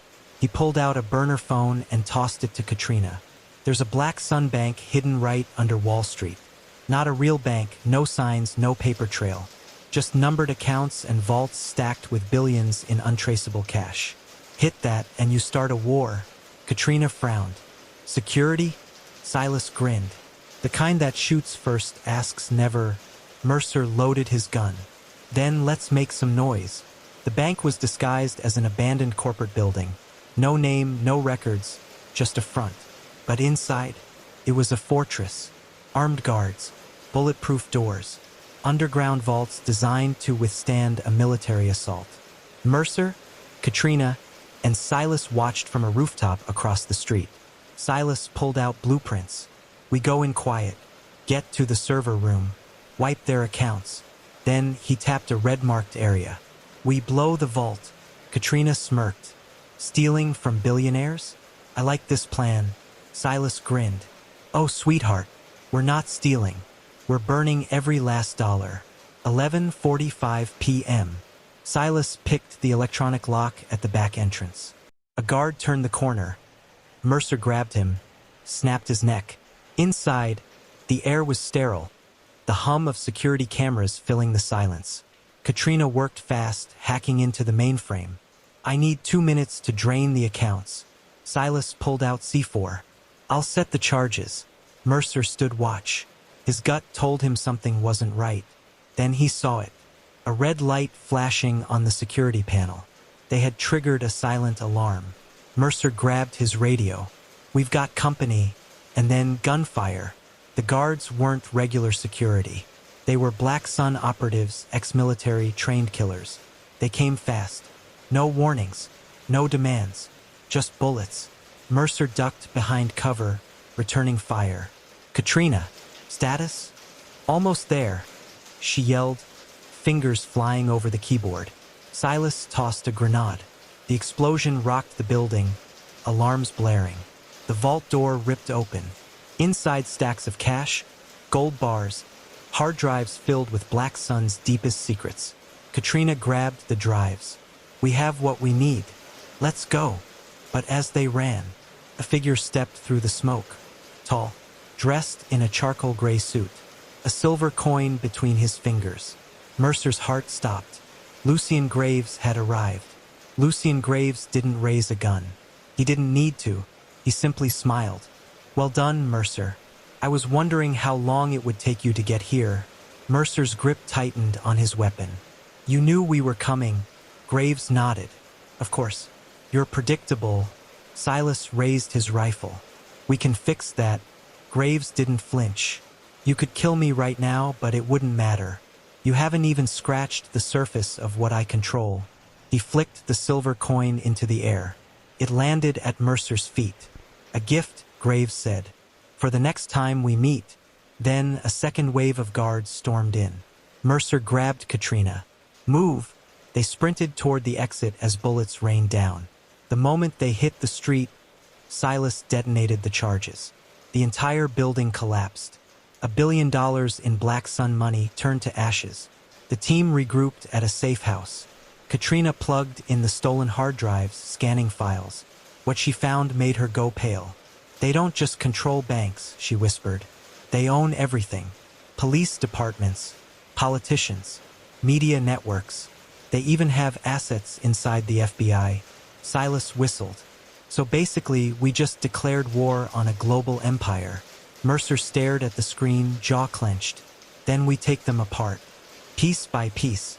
Katrina looked at him. Graves let us go tonight. Why? Mercer picked up the silver coin Graves had left him. Because this wasn't just about power. Graves was playing a much bigger game. And Mercer had just taken his first step onto the board. The city was watching. By morning, every major news outlet was reporting on the mysterious explosion at an unmarked bank in Lower Manhattan. Officials blamed it on a gas leak. But behind the scenes, Black Sun was hunting. Silas tossed a newspaper onto the table. They're covering it up. Katrina tapped the hard drive. Doesn't matter. We have proof. This drive is loaded with names, locations, offshore accounts. Everything we need to tear them apart. Mercer didn't respond. He was staring at the silver coin Lucien had left him. Something wasn't right. Graves could have killed them at the bank. Instead, he let them escape. Why? Then Mercer's burner phone rang. Unknown number. He answered. A voice smooth as silk. Lucien Graves. You're out of your depth, Mercer. Mercer gripped the phone. You're running scared, Graves. A chuckle. Am I? Lucian's voice remained calm. You burned one of my vaults. Impressive. But in doing so, you forced my hand. A pause. Then Lucian said, Come work for me. Silas, listening in, raised an eyebrow. Mercer's jaw tightened. You think I'd ever... Lucian cut him off. I don't think. I know. Because deep down, you understand the truth. This city doesn't need justice. It needs control. And I control everything. His voice darkened. But if you say no, I erase you. A second pause. Then, a gunshot echoed through the phone. Lucian sighed. That was Congressman Wexler. He was on your little hard drive. A distant thud, a body hitting the floor. Now he's not. Mercer's grip tightened. Lucian's final words were ice cold. Make your choice. The line went dead. Silas whistled. Well, that was dramatic. Katrina, pale, whispered, he just executed a congressman. On a phone call, Mercer exhaled. That was a message. Katrina looked at him. Mercer, what if he's right? What if we can't win this? Silas leaned back. He's offering you a seat at the table, detective. That means he sees you as a threat. So maybe instead of playing defense, he grinned. We hit back harder. Mercer nodded slowly. Then we don't just go after Black Sunday. Katrina frowned. Then who? Mercer picked up the hard drive. We go after the people keeping Lucian Graves in power. Black Sun was an empire, but every empire had weak points. Katrina pulled up a name from the files. Elliot Voss, a billionaire tech mogul, tied to Black Sun's money laundering. If anyone had dirt on Lucian, it was him. Silas smirked. Tech guys are always paranoid. He'll have security, off-grid backups, the works. Mercer grabbed his gun. Then let's see how paranoid he really is. Elliot Voss lived in a high-security penthouse overlooking Central Park. Mercer, Katrina, and Silas approached under the cover of darkness. Silas took out the rooftop guards with a suppressed pistol. Katrina hacked the security grid. The three of them moved inside silent. Precise. They reached Voss's panic room. Katrina hacked the keypad. The door slid open. Voss sat inside, trembling. I don't know anything. Mercer grabbed him. Wrong answer. Voss's hands shook. Please, you don't understand. If I talk, they'll... Mercer pressed his gun against Voss's head. They'll do worse if you don't. Voss hesitated. Then whispered, There's a second list. Silas frowned. What list? Voss's voice was barely audible. The kill list. Everyone Lucian plans to erase. Voss handed over a flash drive, sweating. Please, I can't be on that list. Katrina plugged it into her tablet. Her eyes widened. Oh my God. Mercer looked and froze, because at the top of the list was a name that shouldn't be there. Gabriel Mercer. His own name. Lucian had never been planning to recruit him. He had been planning to kill him from the start. Mercer's blood ran cold. Voss trembled. You see now? He's playing you. Mercer looked at him. Then, without hesitation, he pulled the trigger. Voss collapsed, lifeless. Katrina gasped. Mercer. But he didn't answer. Because in that moment, everything became clear. This wasn't about justice anymore. It was about survival. And if Lucian wanted a war, Mercer would give him one. Mercer stood over Voss's lifeless body. Gun still smoking. Katrina's voice was sharp. Mercer, what the hell was that? Silas, unfazed, checked his watch. We need to move. That gunshot just put every security guard in this building on high alert. Katrina grabbed Mercer's arm. You executed him. Mercer's eyes were dark. He was already dead the moment he crossed Lucian. We're all dead if we don't move. She hesitated, then nodded. Because she knew he was right. The building's alarm screamed as guards stormed the hallway. Silas kicked over a table, using it for cover. You want the window or the elevator? Mercer reloaded. Elevators are a kill box. We go down the side. Katrina's eyes widened. You're insane. Mercer grabbed a grappling gun from Voss's panic room. We don't have time for sane. He fired, hooking onto a balcony 30 floors down. Silas grabbed Katrina. "Hold your breath, sweetheart," and then they jumped. The wind roared past them as they zip-lined down the skyscraper. Seconds before guards reached the balcony, they crashed through a glass window, rolling into a luxury suite below. A terrified businessman sat in bed, clutching his champagne glass. Silas grinned. "Room service." Then he shot out the window and they vanished into the night. Back at the safe house, Katrina decrypted the flash drive. The kill list wasn't just names. It was dates, methods, locations. Lucien's personal execution schedule. Silas scanned the list. "Lot of rich names on here." Katrina frowned. "Some of these people are government officials." Then she stopped, her voice barely a whisper. "Mercer. Look at the last name." Mercer leaned in, and his heart stopped. Katrina Vega. She was on the list. Execution date: 48 hours from now. A single word under method: burned alive. Katrina's face was pale.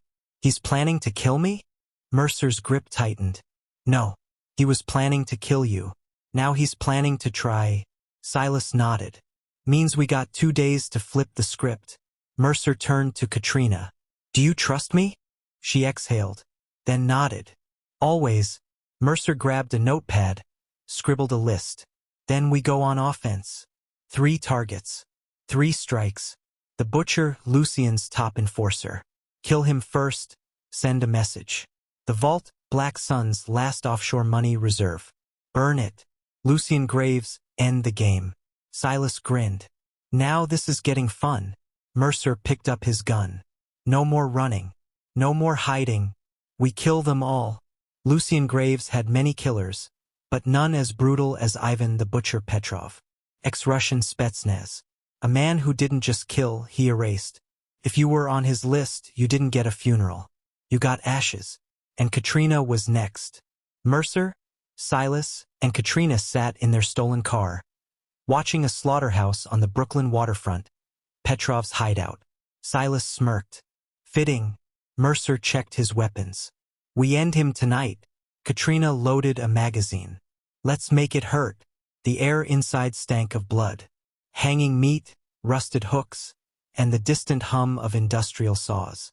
Petrov's men patrolled the floor, hard, cruel men with automatic rifles. Mercer whispered, "Silas." Left. Katrina, with me. They moved. Silas slit a guard's throat, catching his body before it hit the ground.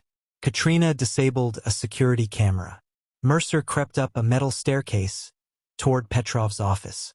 He pushed the door open and saw Petrov waiting, holding a cleaver. The Russian grinned. "You're early." Then he swung. Mercer barely dodged. The cleaver slammed into the doorframe. Petrov lunged again. Mercer blocked, countered, punched. The Russian didn't even flinch. Petrov grabbed Mercer by the throat and threw him through a desk. Pain exploded through Mercer's back. Petrov cracked his knuckles. "You think you scare me?" Mercer coughed blood. "No." Then he pulled his hidden knife and stabbed Petrov in the leg. The Russian roared, stumbling. Silas burst in, shotgun ready. Boom! The blast tore through Petrov's chest. But he kept coming. Katrina fired 3 shots to the head.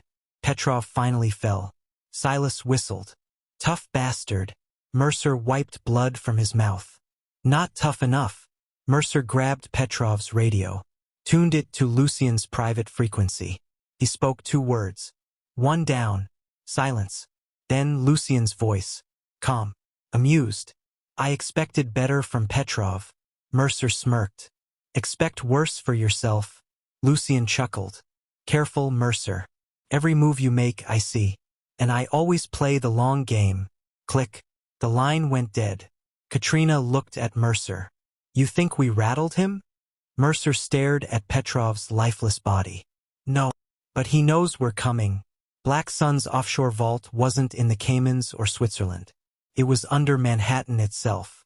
Hidden beneath a luxury casino on the Upper East Side, the vault held over $2 billion in untraceable cash, gold, and digital assets. Silas leaned over the blueprint Katrina had pulled. This place is a fortress. Mercer studied the map. What's the fastest way in? Katrina smirked. Same way they built it. She pointed to a forgotten underground tunnel, a remnant from Prohibition days. Silas whistled. So we robbed them through their own history. I like it. Mercer loaded his rifle. We're not robbing. We're burning it all. The casino pulsed with life. High rollers, neon lights, and whispers of illegal deals. Beneath it, a vault guarded like a military bunker. Silas posed as a drunken billionaire, gaining access to the VIP area. Katrina hacked the security grid, looping camera feeds. Mercer and Silas slipped into a hidden passage behind a false wine cellar. They moved through the underground tunnel, emerging inside the vault corridor. 2 guards. Silas took one. Mercer silenced the other. They reached the vault door. Titanium reinforced, time-locked. Katrina's voice crackled over comms. I can override it, but you'll have 60 seconds before an alarm hits every cop in the city. Mercer planted C4 along the stacks of cash. Silas grinned. This is gonna be beautiful. The vault door clicked open, and waiting inside 6 armed guards. Gunfire exploded. Mercer dove for cover, taking out 2 men with headshots. Silas dropped another. A guard lunged at Mercer. Mercer drove a knife into his throat. The last one fled. Mercer shot him in the back. Silas exhaled. Subtle. Katrina's voice. You've got 20 seconds before. Alarm blaring. Mercer smirked. Guess we're out of time. Mercer lit a flare. Tossed it onto the piles of cash soaked in gasoline. The vault erupted in flames. Silas tossed a grenade into a server room. Digital records gone. Katrina's voice. Guards incoming. You need to. Boom. The vault detonated. Black Sun's entire fortune turned to ashes. Mercer grabbed Silas. Move. They sprinted into the tunnels as the entire vault collapsed behind them. Katrina was waiting with a getaway car. Silas jumped in. Now that's how you rob a bank. Mercer watched the casino burn in the rearview mirror. Lucien just lost everything. Now there was only one move left. Kill the king. Lucien Graves stood in his penthouse, watching the fire rage across Manhattan. His empire burning. The butcher? Dead. The vault? Destroyed. His fortune? Gone. A slow smirk curled across his lips. He poured himself a glass of whiskey, took a slow sip, then he picked up his phone. Send the message. At the safe house, Mercer was loading weapons when Katrina's phone buzzed. Unknown number. She hesitated, then answered. A video played. Live footage. And her blood turned to ice, because it showed her sister bound, gagged, and bleeding. Lucien's voice followed. Smooth. Cold. You've taken everything from me. So now I take from you. A gun was pressed to her sister's head. You want her back?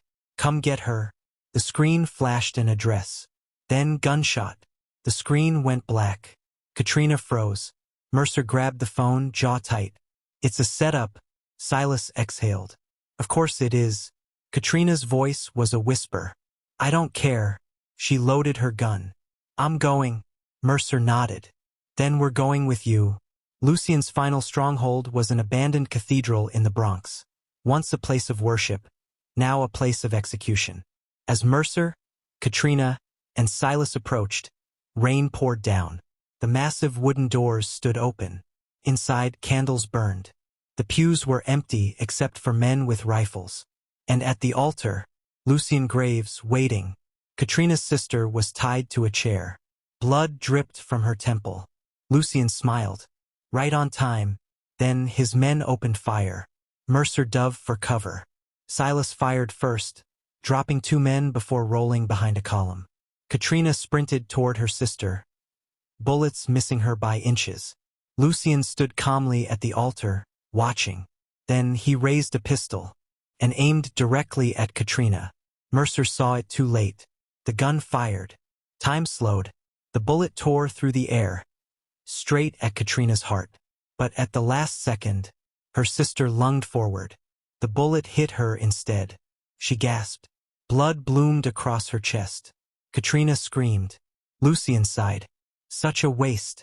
Mercer roared in fury. And then he charged. Lucien was fast. But Mercer was faster. They collided. Lucien fired, Mercer dodged. Mercer swung. Lucien blocked, countered, slammed a knee into his ribs. But Mercer didn't stop. He grabbed Lucien, slammed him onto the altar. A pistol clattered to the floor. Lucien reached for it. Mercer stomped on his wrist. Bones snapped. Lucien groaned, but still smirked. You think killing me changes anything? Mercer raised his gun. This isn't about change. He pulled the trigger. Lucien Graves was dead. Katrina cradled her sister's lifeless body, tears mixing with the rain. Silas exhaled. It's over. Mercer looked at the burning cathedral. Was it? They had won. But the city was still rotten. Black Sun was gone. But something else would rise in its place. Mercer holstered his gun. Maybe that was a problem for another night. For now they had survived. And that was enough. For now. The end. I am ready for the story of all the dead men who last saw his face. As I drank coffee and tried to frame questions in my mind, a crime reporter in Juarez was cut down beside his 8-year-old daughter as they sat in his car letting it warm up. This morning as I drove down here, a Toyota passed me with a bumper sticker that read, with a heart symbol, I love love. This morning I tried to remember how I got to this rendezvous. I was in a distant city and a man told me of the killer and how he had hidden him. He said at first he feared him, but he was so useful. He would clean everything and cook all the time and get on his hands and knees and polish his shoes. I took him on as a favor, he explained. I said, I want him. I want to put him on paper. And so I came. The man I wait for insists, you don't know me. No one can forgive me for what I did. He has pride in his hard work. The good killers make a very tight pattern through the driver's door. They do not spray rounds everywhere in the vehicle. No, they make a tight pattern right through the door and into the driver's chest. The reporter who died received just such a pattern, 10 rounds from a 9mm, and not a single bullet came near his 8-year-old daughter. I wait. I admire craftsmanship. The first call comes at 9 o'clock and says to expect the next call at 10:05. So I drive 50 miles and wait. The call at 10:05 says to wait until 11:30. The call at 11:30 does not come, and so I wait and wait. Next door is a game store frequented by men seeking power over a virtual world. Inside the coffee shop, it is all calculated calm and everything is clean. I am in the safe country. I will not name the city, but it is far from Juarez and it is down by the river. At noon, the next call comes. We meet in a parking lot, our cars conjoined like cops with driver next to driver. I hand over some photographs. He quickly glances at them and then tells me to go to a pizza parlor. There he says we must find a quiet place because he talks very loudly. I rent a motel room with him.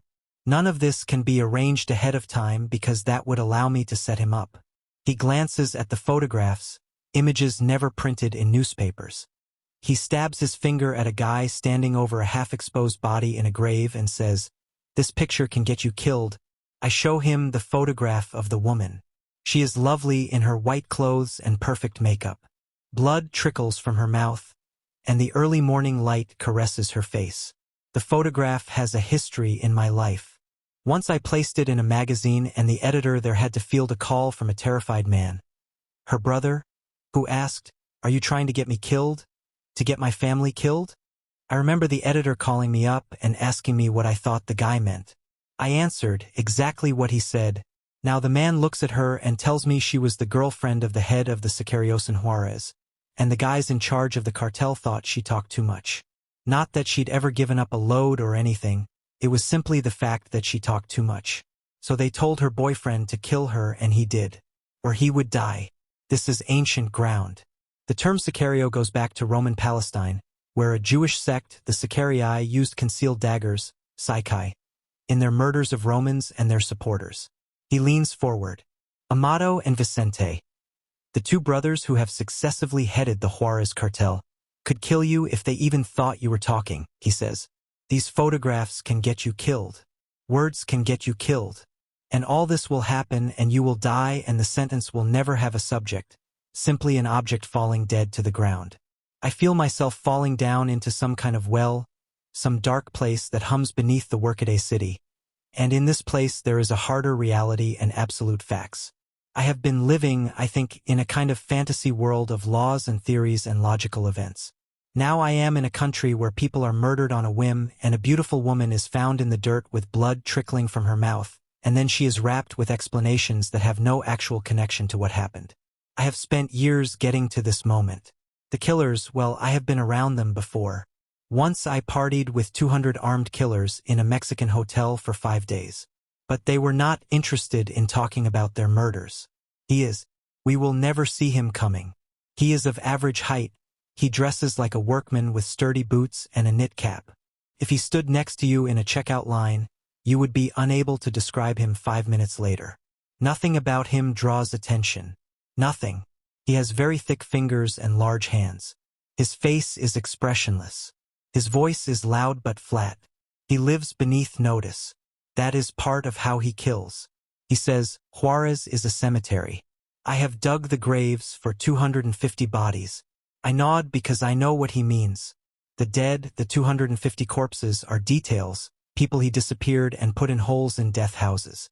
The city is studded with these secret tombs. Just today, the authorities discovered a skeleton. From the rotted clothing, the experts peg the bones to be those of a 25-year-old man. He is one of a legion of dead hidden in Juarez. That is why I am here. I have spent 20 years now waiting for this moment and trying to avoid being buried in some hole. At that party long ago with the 200 gunmen, a Mexican federal cop wanted to kill me. He was stopped by the host, and so I continued on with my tattered life. But I have come to this room so that I can bring out my dead, the thousands who have been cut down on my watch. I have published 2 books on the slaughter of the city, reporting there from 1995, when murder in Juarez ran at 200 to 300 a year, until 2008, when 1,607 people were killed. And that is only the official tally. No one really keeps track of those who are taken and never heard from again. I am a prisoner of all this killing. We sit with a translator at a round wooden table, drapes closed. He says, everything I say stays in this room. I nod and continue making notes. That is how it begins. Nothing is to leave the room, even though I am making notes and he knows I will publish what he says because I tell him that. We are entering a place neither of us knows. I can never repeat what he tells me even though I tell him I will repeat it. Nothing must leave the room even though he watches me write his words down in a black notebook. I do not even know his name, nor can I verify the particulars of what he tells me. But this killer has come to me with a pedigree, established through the hands that delivered him to me. A man who once used him, a former cartel member and leading state policeman who now has produced him as a favor. He tells me to feel the tricep on his right arm. It hangs down like a tire. Now, he says, feel my left arm. There is nothing there. He stands, puts a chokehold on me. He can snap my neck like a twig. Then he sits down again. I ask him how much he would charge to kill me. He gives me a cool appraisal and says, at the most, $5,000, probably less. You are powerless and you have no connections to power. No one would come after me if I killed you. We are ready to begin.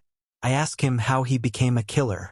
He smiles and says, my arm grew.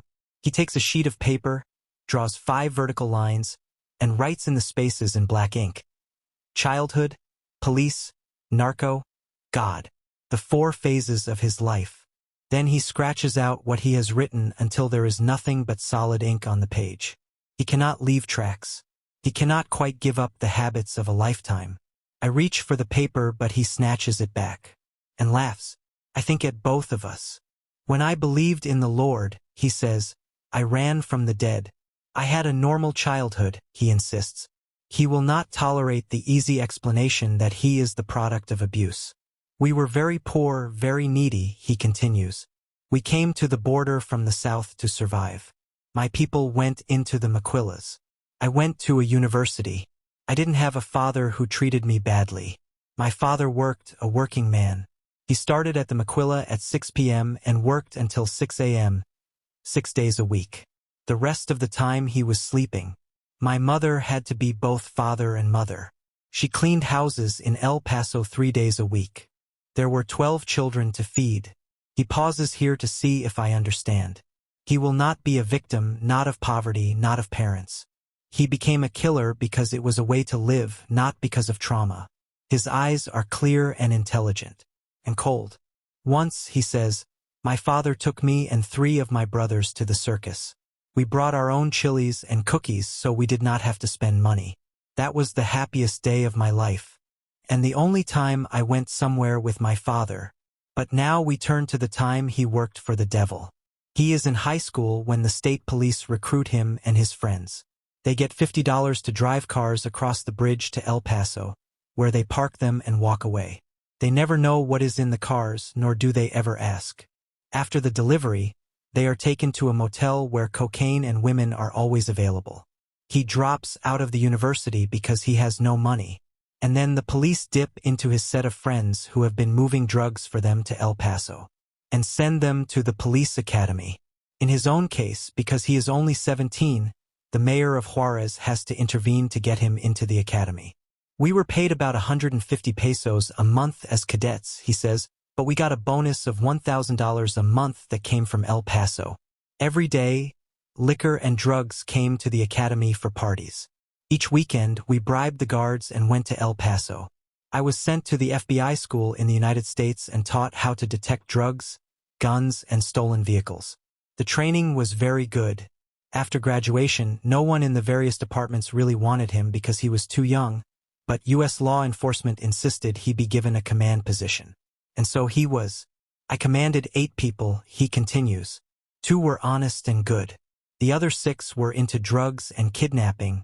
2 units of the state police in Juarez specialized in kidnapping, and his was one such unit. The official assignment of both units was to stop kidnapping. In reality, one unit would kidnap the person and then hand the victim over to the other unit to be killed, a procedure less time-consuming than guarding the victim until the ransom was paid. Sometimes they would feign discovering the body a few days after the abduction. That was the orderly Juarez he once knew. Then in July 1997, Amado Carrillo Fuentes, the head of the Juarez cartel, died. This was an earthquake. Order broke down. The payments to the state police from an account in the United States ended. And each unit had to fend for itself. I have no real idea how and when I became a sicario, he says. At first, I picked up people and handed them over to killers. And then my arm began to grow because I strangled people. I could earn $20,000 a killing. Before Carrillo's death, cocaine was not easy for him to get in Juarez because if you cut open a kilo, you died. So he and his crew would cross the bridge to El Paso and score. He is by now running a crew of kidnappers and killers. He is working for a cartel that stores tons of cocaine in Juarez warehouses, and he must enter the United States to get his drugs. That changed after Carrillo's death. Soon he was deep into cocaine, amphetamines, and liquor and would stay up for a week. He also acquired his skill set. Strangulation, killing with a knife, killing with a gun, car-to-car barges, torture, kidnapping, and simply disappearing people and burying them in holes. He mentions the case of Victor Manuel Oropeza, a doctor who wrote a column for the newspaper. He linked the police and the drug world. He was knifed to death in his office in 1991. The people who killed him taught me. Sicarios are not born, they are made. He became a new man in a new world. In the eyes of the U.S. government, the Mexican drug industry is very organized. Its cartels structured like corporations, perhaps with periodic meetings. But on the ground with the sicario, there is no structure. He kills all over Mexico, he works with various groups, but he never knows how things are linked, he never meets the people in charge, and he never asks any questions. And so he visits the various outposts of this underground empire, but does so without any map and with no directory of the management. He is in a cell and can betray only the handful of people in his cell. He will never even be certain which cartel organization pays him. He tells me of a leader, a deputy of Vicente Carrillo Fuentes, the current head of the Juarez cartel, a man full of hate, a man who even hates his own family. He would cut up a baby in front of the father in order to make the father talk. He says the man is a beast. He is drifting now, going back in time to a place he has left, the killing ground where he would slaughter and then drop $5,000 in a single evening. He remembers when outsiders would try to move into Juarez and commandeer the plaza, the crossing. For a while, the organization killed them and hung them upside down. Then, for a spell, they offered Colombian neckties, the throat cut, tongue dangling through the slit. There was a spate of necklacing, the burned body found with a charred stub where the head had been, the metal cords of the tire simply blackened hoops embracing the corpse. He has lived like a god and been the destroyer of worlds. The room is still, so very still, the television a blank eye, the walls sedated with beige, the exhaust fan purring. His arms at rest on the wood table, everything solid and calm. But his face is fear. Not fear of me but of something neither of us can define. A death machine with no apparent driver. There is no headquarters for him to avoid. No boss to keep an eye peeled for. He has been green-lighted, and now anyone who knows of the contract can kill him on sight and collect the money.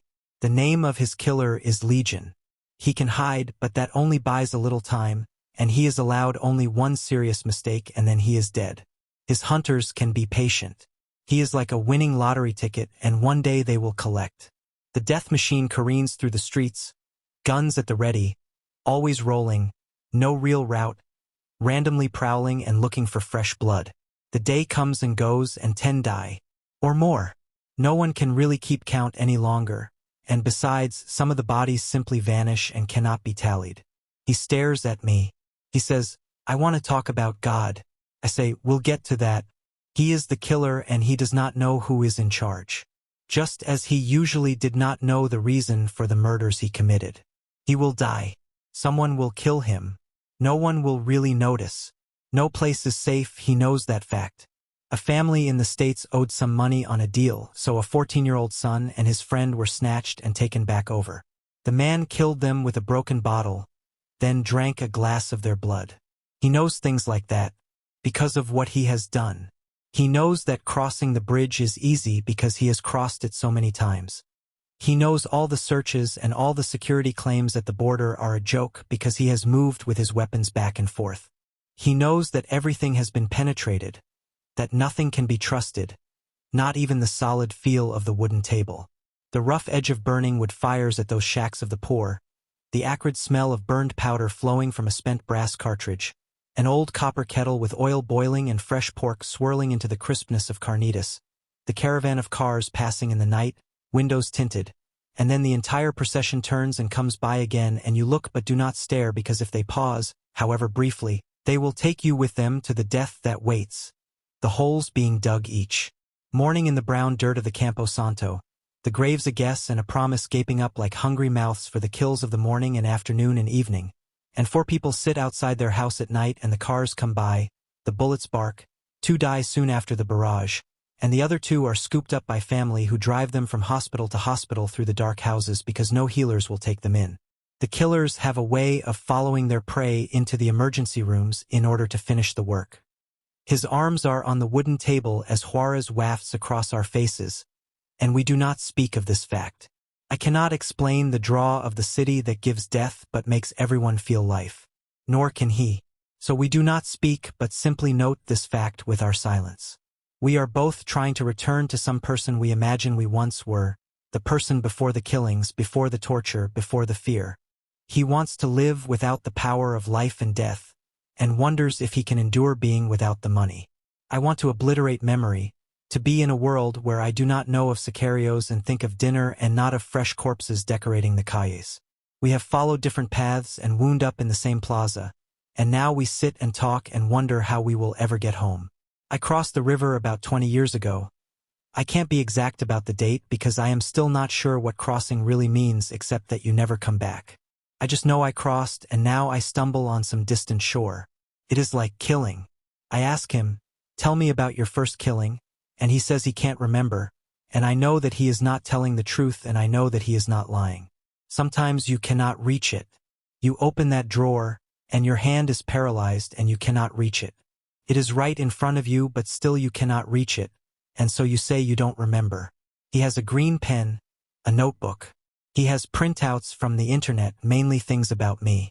He has spent 10 hours researching me, he says. Like so many pilgrims, he is in the market for a witness who can understand his life. He has decided I will suffice. He is at ease now. Before, his body was hunched over, shoulders looming, those trained and talented hands. He wore a skullcap that hid his hair and he seldom smiled. Now he is a different person, a man who laughs, his body almost fluid, his eyes no longer dead black coals but beaming and dancing as he speaks. We are not monsters, he explains. We have education, we have feelings. I would leave torturing someone, go home and have dinner with my family, and then return. You shut off parts of your mind. It is a kind of work, you follow orders. For some time, his past life has been dead to him, something he shut off. But now it is back. He thinks God has sent me to convey his lessons to others. Like all of us, he wants his life to have meaning, and I am to write it down and send it out into the world. Of course, he must be careful. When he left the life 2 years ago, the organization put a $250,000 contract on his life. He does not know what the contract currently is, but it is unlikely to be lower. At the moment, God is protecting him and his family, he knows this, but still he must be careful. I don't do bad things anymore, he says, but I can't stop being careful. It is a habit I have. That's how I ensure security for myself. They killed me twice, you know. And he lifts his shirt to show me 2 groupings of bullet holes in his belly from separate times when he took rounds from an AK-47. I was in a coma for a while, he continues. I weighed 290 pounds when I went into the hospital, a narco hospital, and I shrank to 120 pounds. It was all a mistake. The organization believed he had leaked information on the killing of a newspaper columnist, but it turned out the actual informant had been the guy paid to tap phones. So he was killed and they apologized to me and paid for a month's vacation in Mazatlan with women, drugs, and liquor. I was about 24 then. He sips his coffee. He is ready to begin. He notes that when I asked him earlier about his first killing, he said he couldn't really remember because he used so much cocaine and drank so much alcohol back then. That was a lie. He remembers quite well. The first person I killed, well, we were state policemen doing a patrol, he says. They called my partner on his cell phone and told him the person we were looking for was in a mall. So we went and got him and put him in the car. 2 guys get in the car, identify the target, and leave. They are people paying for the murder. He and his partner use the police code for a homicide. When the number 39 is spoken, it means to kill the person. The guy they have picked up has lost 10 kilos of cocaine, drugs that belong to the other 2 men. His partner drives, and he gets in back with the victim. The target says that he gave the drugs to someone else. At that moment his partner says 39, and so he instantly kills him. It was like automatic, he explains. They drive around for hours with the body and they drink. Finally, they go to an industrial park, pry off a manhole, and throw the body in the sewer.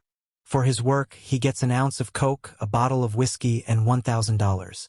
They told me I had passed the test. I was 18. He checks into a hotel and does cocaine and drinks for 4 days. The state police didn't care if you were drunk. If you really wanted to be left alone, you gave the dispatcher 100 pesos and then they would not call you at all. After this baptism, he moves into kidnapping and enters a new world. Soon he is traveling all over Mexico. He is working for the police, but whenever an assignment comes up he simply gets leave. A few of the kidnappings he participates in are merely snatches for ransom. But hundreds of others have a different goal. They would say, take this guy. He lost 200 kilos of marijuana and didn't pay. I would pick him up in my police car. I would drop him off at a safe house. A few hours later, I would get a call that said there is a dead body to get rid of. This was at the start of my career after I passed my test. For about 3 years I traveled all over Mexico.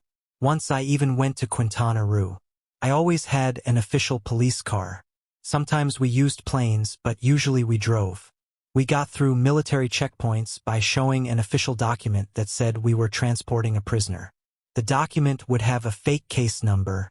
He becomes a tour guide to an alternate Mexico, a place where citizens are transported from safe house to safe house without any records left for courts and agencies.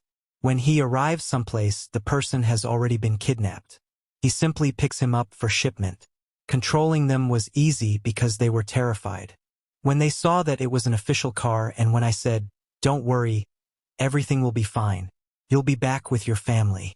If you don't cooperate, we'll drug you and put you in the trunk, and I can't guarantee then that you'll see the end of the journey. The drive is fueled by coke. He and his partner always dress well for such work. They get 5 or 6 new suits from the organization every few months. They are seldom home but seem to live in various safe houses and are supplied with food and drugs. But no women. This is all business. They hardly ever do police work. They are working full-time for narcos. This is his real home for almost 20 years. A second Mexico that does not exist officially and that coexists seamlessly with the government. In his many transports of human beings to bondage, torture, and death, he is never interfered with by the authorities. He is part of the government, the state policeman with 8 men under his command. But his key employer is the organization, which he assumes is the Juarez cartel. But he never asks since questions can be fatal. They give him a salary, a house, a car, and standing. He estimates that 85% of the police worked for the organization. But, even on a clear day, he could barely glimpse the cartel that employed him. He is in a cell, and above him is a boss, and above that boss is a region of power he never visits or knows. He also estimates that out of every 100 human beings he transports, maybe 2 make it back to their former lives. The rest die. Slowly, very slowly. In each safe house, there would be anywhere from 5 to 15 kidnap victims. They wore blindfolds all the time, and if their blindfolds slipped, they were killed. At times, they would be put in a chair facing a television. Their eyes would be briefly uncovered, and they would watch videos of their children going to school, their wives shopping, the family at church. They would see the world they had left behind, and they would know this world would vanish, be destroyed, if they did not come through with the money. The neighbors never complained about the safe houses. They would see they might owe $1 million, but when the work was finished they would pay everything, their entire fortunes, and maybe, just maybe, the wife would be left with a house and a car. People would be held for up to 2 years. They were beaten after they were fed, and so they learned to associate food with pain. Once in a great while, the order would come down to release a prisoner. They would be taken to a park blindfolded, told to count to 50 before they opened their eyes. Even at this moment of freedom, they would weep because they no longer believed it possible for them to be released and still expected to be murdered. Sometimes, he says, prisoners who had been held for months would be allowed to remove the blindfolds so they could clean the safe house. After a while, they began to think they were part of the organization, and they identified with the guards who beat them.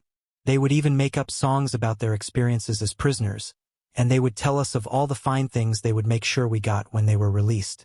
Sometimes after beating them badly, we would send their families videos of them, and they would be pleading, saying, "Give them everything," and then the order would come down and they would be killed. Payment to the organization would always be made in a different city from where the prisoner was held. Everything in the organization was compartmentalized. Often he would stay in a safe house for weeks and never speak to a prisoner or know who they were. It did not matter. They were products and he was a worker following orders. No matter how much the family paid, the prisoner almost always died. When the family had been sucked dry of money, the prisoner had no value. And besides, he could betray the organization. So death was logical and inevitable. He pauses in his account. He wants it understood that he is now similar to the prisoners he tortured and killed. He is outside the organization, he is a threat to the organization, and everyone who is no longer of use to the boss dies. He is now the floating man remembering when he was firmly anchored in his world. I want it understood, he says, that I had feelings when I was in the torture houses and people would be lying in their vomit and blood. I was not permitted to help them. He is calm as he says this. He alternates between asserting his humanity and explaining how he maintained a professional demeanor while he kidnapped, tortured, and killed people. He says he is feared now because he believes in God. Then he says he could make a good grouping on the target with his AK-47 at 800 yards. He would practice at military bases and police academies. He could get in using his police badge. The work, he insists, is not for amateurs. Take torture, you must know just how far to go. Even if you intend to kill the person in the end, you must proceed carefully in order to get the necessary information. They are so afraid, he explains, they are usually cooperative. Sometimes when they realize what is going to happen to them, they become aggressive. Then you take their shoes away, soak their clothes, and put a hot wire to each foot for 15 seconds. Then they understand that you are in charge and that you are going to get the information. You can't beat them too much because then they become insensitive to pain. I have seen people beaten so badly that you could pull out their fingernails with pliers and they wouldn't feel it. You handcuff them behind their backs, sit them in a chair facing a 100-watt bulb, and you ask them questions about their jobs, number, and age of children. All things you have researched and know the answer to. Every time they lie, you give them a jolt from an electric cattle prod. Once they realize they can't lie, you start asking them the real questions. How many loads have they moved to the US? Who do they work for? And if they are not paying your boss, well, why? They will try by this point to answer everything. Then we beat them and let them rest.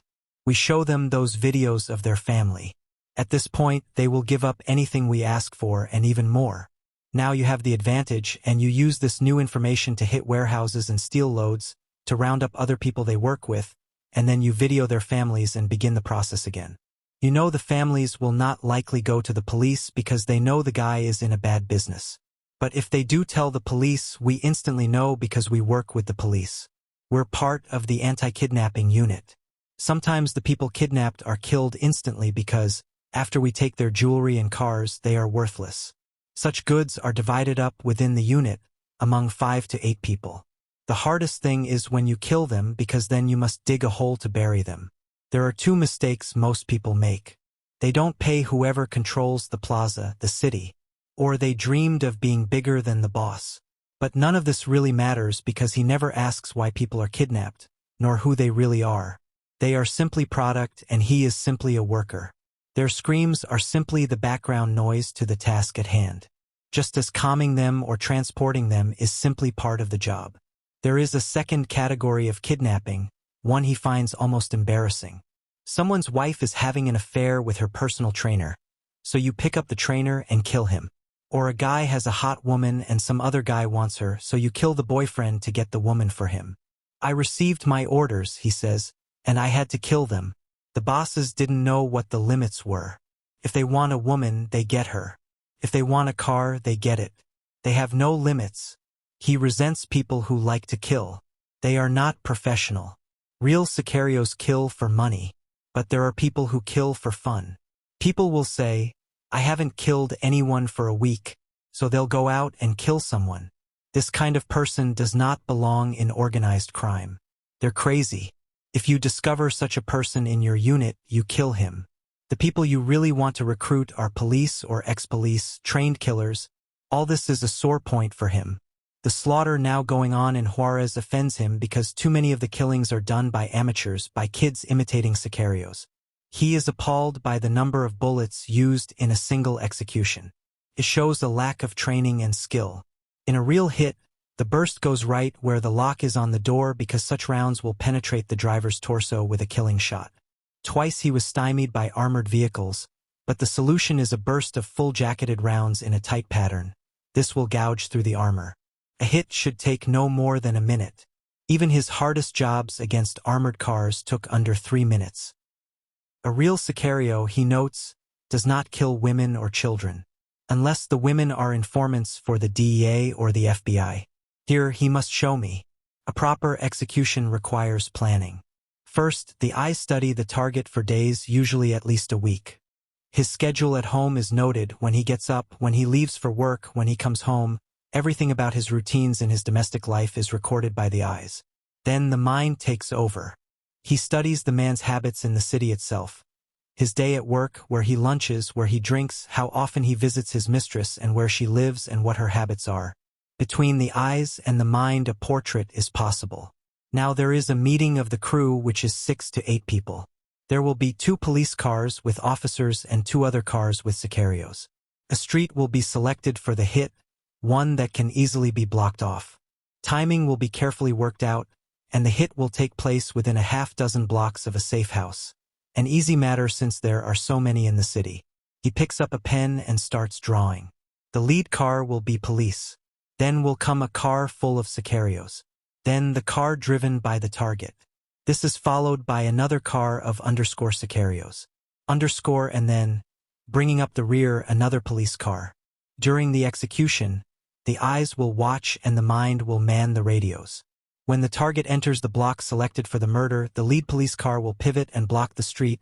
The first Sicario will slow. The second car of Sicarios behind the target will pull up beside him and shoot him. The final police car will block the end of the street. All this should take less than 30 seconds. One man will get out and give a coup de grace to the bullet-riddled victim. Then all will disperse. The car with the killers will go to the safe house and leave their vehicle in a garage. It will be taken to a garage owned by the organization, repainted, and then sold on one of the organization's lots. The killers themselves will pick up a clean car at the safe house, and often they return to the scene of the murder to see that everything has gone well. He sketches this with exactness. Each rectangle neatly drawn to delineate a car, and the target's car is filled in and blooms on the page with green ink. Arrows indicate how each vehicle will move. It is like an equation on a chalkboard. He leans back from his toil, and on his face is almost the look of a job well done. This is how a real Sicario performs his work. In the ideal hit, no target is left alive. Should any in the group be injured, they go to one of the organization's hospitals. If you can buy a governor, you can buy a hospital.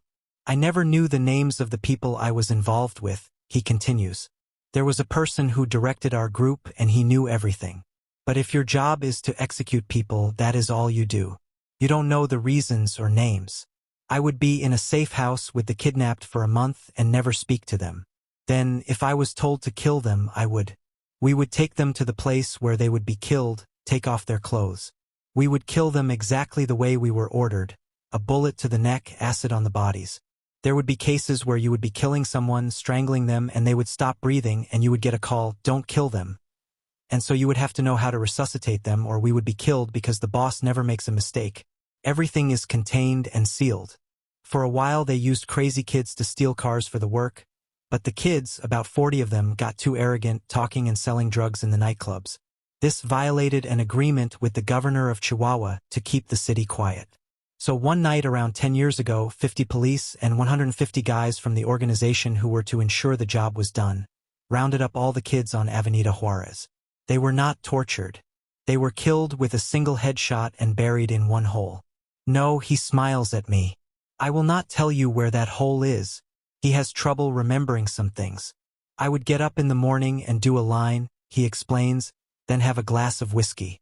Then I would go to lunch. I would never sleep more than a few hours, little naps. It is hard to sleep during a time of war. Even if my eyes were closed, I was alert. I slept with a loaded AK-47 on one side, a .38 on the other. The safeties were always off. Do I know of the death houses, he asks. It would take a book to do the death houses. After all, I know where 600 bodies are buried in safe houses in Juarez. There is one death house they have never revealed that I know has 56 bodies. Just as there is a rancho where the officials say they found 2 bodies, but I know that rancho has 32 corpses.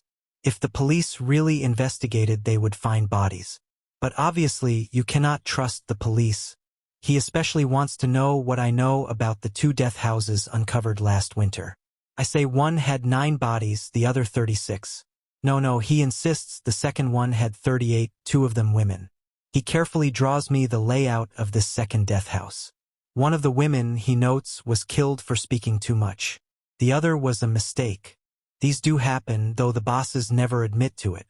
But he keeps returning to the death house with the 38 bodies. It has memories for him. I remember standing on the quiet dirt street as the authorities made a show of digging up the dead. Half a mile away was a hospital where some machine gun people were taken that spring, but the killers followed and killed them in the emergency room. Shot their kinfolk in the waiting room also. The narcos, he wants me to understand, have informants in the DEA and the FBI.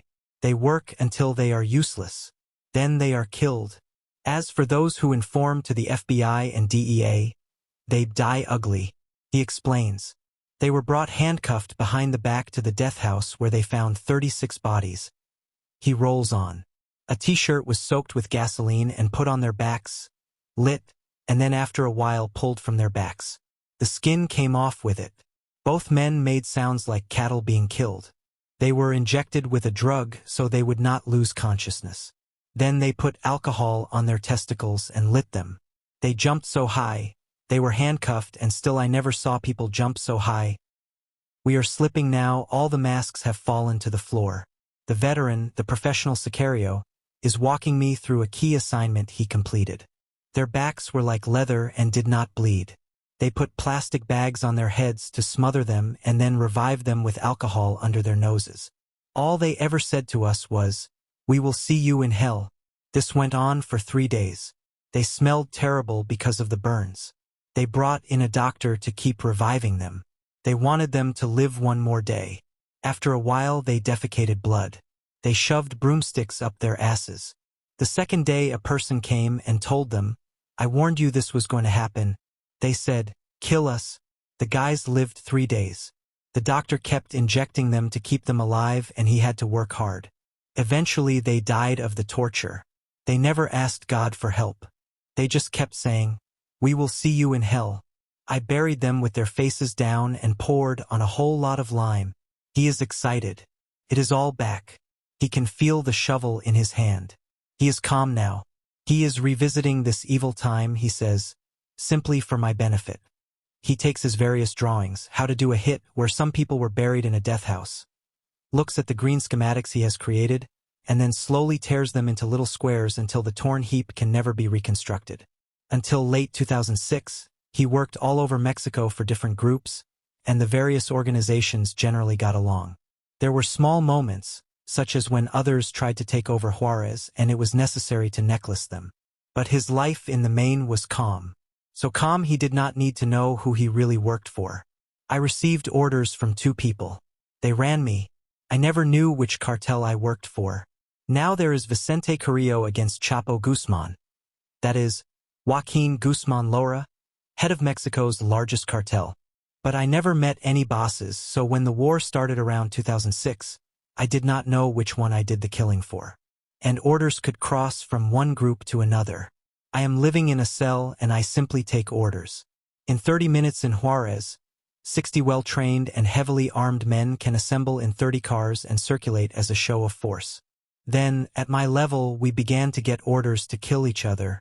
He is kidnapped but let go after an hour. This unsettles him, and he begins to think about escaping his life. But that is not a simple matter, since if you leave you are murdered. As the war escalates, he begins to distance himself from people he knows and works with. He tries to fade away. By this time, a third of the people he knows have been killed. They were seen as useless and then killed. He doesn't know the boss, he is still not even sure who his boss is. He drinks at home. The streets are too dangerous. New people arrive and he does not know them. He is not safe. So he flees. He confides in a friend, who betrays him. He pauses at this point. He knows he is guilty of a fatal error. He has violated a fundamental rule. You can be betrayed only by someone you trust. So you survive by trusting no one. Still, there is this shred of humanity in all of us, and in the end we feel the need to trust someone, to call someone friend, to share feelings with others. And this need is fatal. It is the very need he has exploited for years, the need he used when he put people in the police car and told them they would be all right if they cooperated, would be back with their families in no time if they were calm. And by God, they did trust him and rode across Mexico, went through checkpoints and said nothing, never told a single soul they had been kidnapped. They would trust him as they were tortured in the safe houses. They would help mop the floors, clean up the vomit and blood. They would compose songs. They would trust him right up to that instant when he strangled them. So his friend gives him up. He is taken at 10 p.m., and this time he is held until 3 a.m. But something has changed within him, and some things have not changed. For men take him to a safe house. They remove all of his clothing but his shorts. They take pool balls in their hands and beat him. But he can tell they are amateurs. They do not even handcuff him, and this is disturbing to him. He is the captive of third-raters. As they beat him, he prays and prays and prays. He also laughs because he is appalled by their incompetence. They have not bound him, and their blows do not disable him. He sizes them up and in his mind plans how he will kill them 1, 2, 3, 4, just like that. And at the same moment, he is praying to God to help him so that he will not kill them, so that he can stop his life of murder. As he sits in the room, sipping coffee and recalling this moment, his face comes alive. He is passionate now. He is approaching the very moment of his salvation. Some people pretend to accept Christ, he says, but at that moment he could feel total acceptance fill his body. He could feel peace. They point rifles at him. He cannot stop laughing. I was afraid, he explains.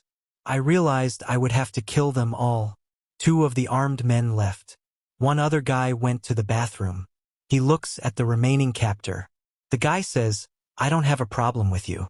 Once you told me to be careful or they would kill me. You did me a favor. So, I am praying to God. Help me. I don't want to kill these people. And I know I can do it rapidly. The guy turns his back on me and says, get out, go. He opens the door and runs without his shoes or clothes. His face is stern now.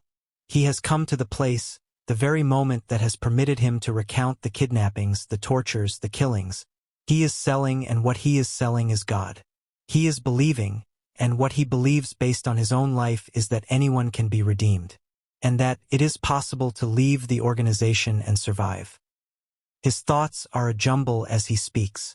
He is telling of his salvation, and yet he feels the tug of his killings. He feels the pride in being feared. Back at the beginning, when he first started with the state police, that was when Oropesa, the doctor and newspaper columnist, was killed. And Oropesa's killers, he now recalls, were his mentors, his teachers. He remembers that after the murder, the state government announced a big investigation to get the killers. And one of them, a fellow cop, stayed at his own police station until the noise quieted and the charade ended. He is excited now. He is living in his past. The only reason I am here is God saved me. I repented. After all these years I am talking to you. I am having to relive things that are dead to me. I don't want to be part of this life. I don't want to know the news. You must write this so that other sicarios know it is possible to leave. They must know God can help them. They are not monsters. They have been trained like special forces in the army. But they never realize they have been trained to serve the devil. Imagine being 19 and being able to call up a plane. I liked the power. I never realized until God talked to me that I could get out. Still, when God frees me, I remain a wolf. I can't become a lamb. I remain a terrible person, but now I have God on my side. He stares at me as I write in a black notebook. His body seems to loom over the table. This is the point in all stories where everyone discovers who they really are. He says, I have now relived something I should never have opened up. Are you the medium to reach others? I prayed to God asking what I should do, and you are the answer. You are going to write this story because God has a purpose in you writing this story. God has given you this mission. No one will understand this story except those who have been in the life. And God will tell you how to write this story. Then we embrace and pray. I can feel his hand on my shoulder probing, seeking the power of the Lord in me. I have my work to do now. And so we go our separate ways. In the parking lot he moves with ease in a state of grace. The sun blazes, the sky aches blue. Life feels good. His eyes relax and he laughs. And then I see him memorize my license plate in a quick and practiced glance. He has told me he is bathed in the blood of the lamb, but his eyes remain those of the wolf.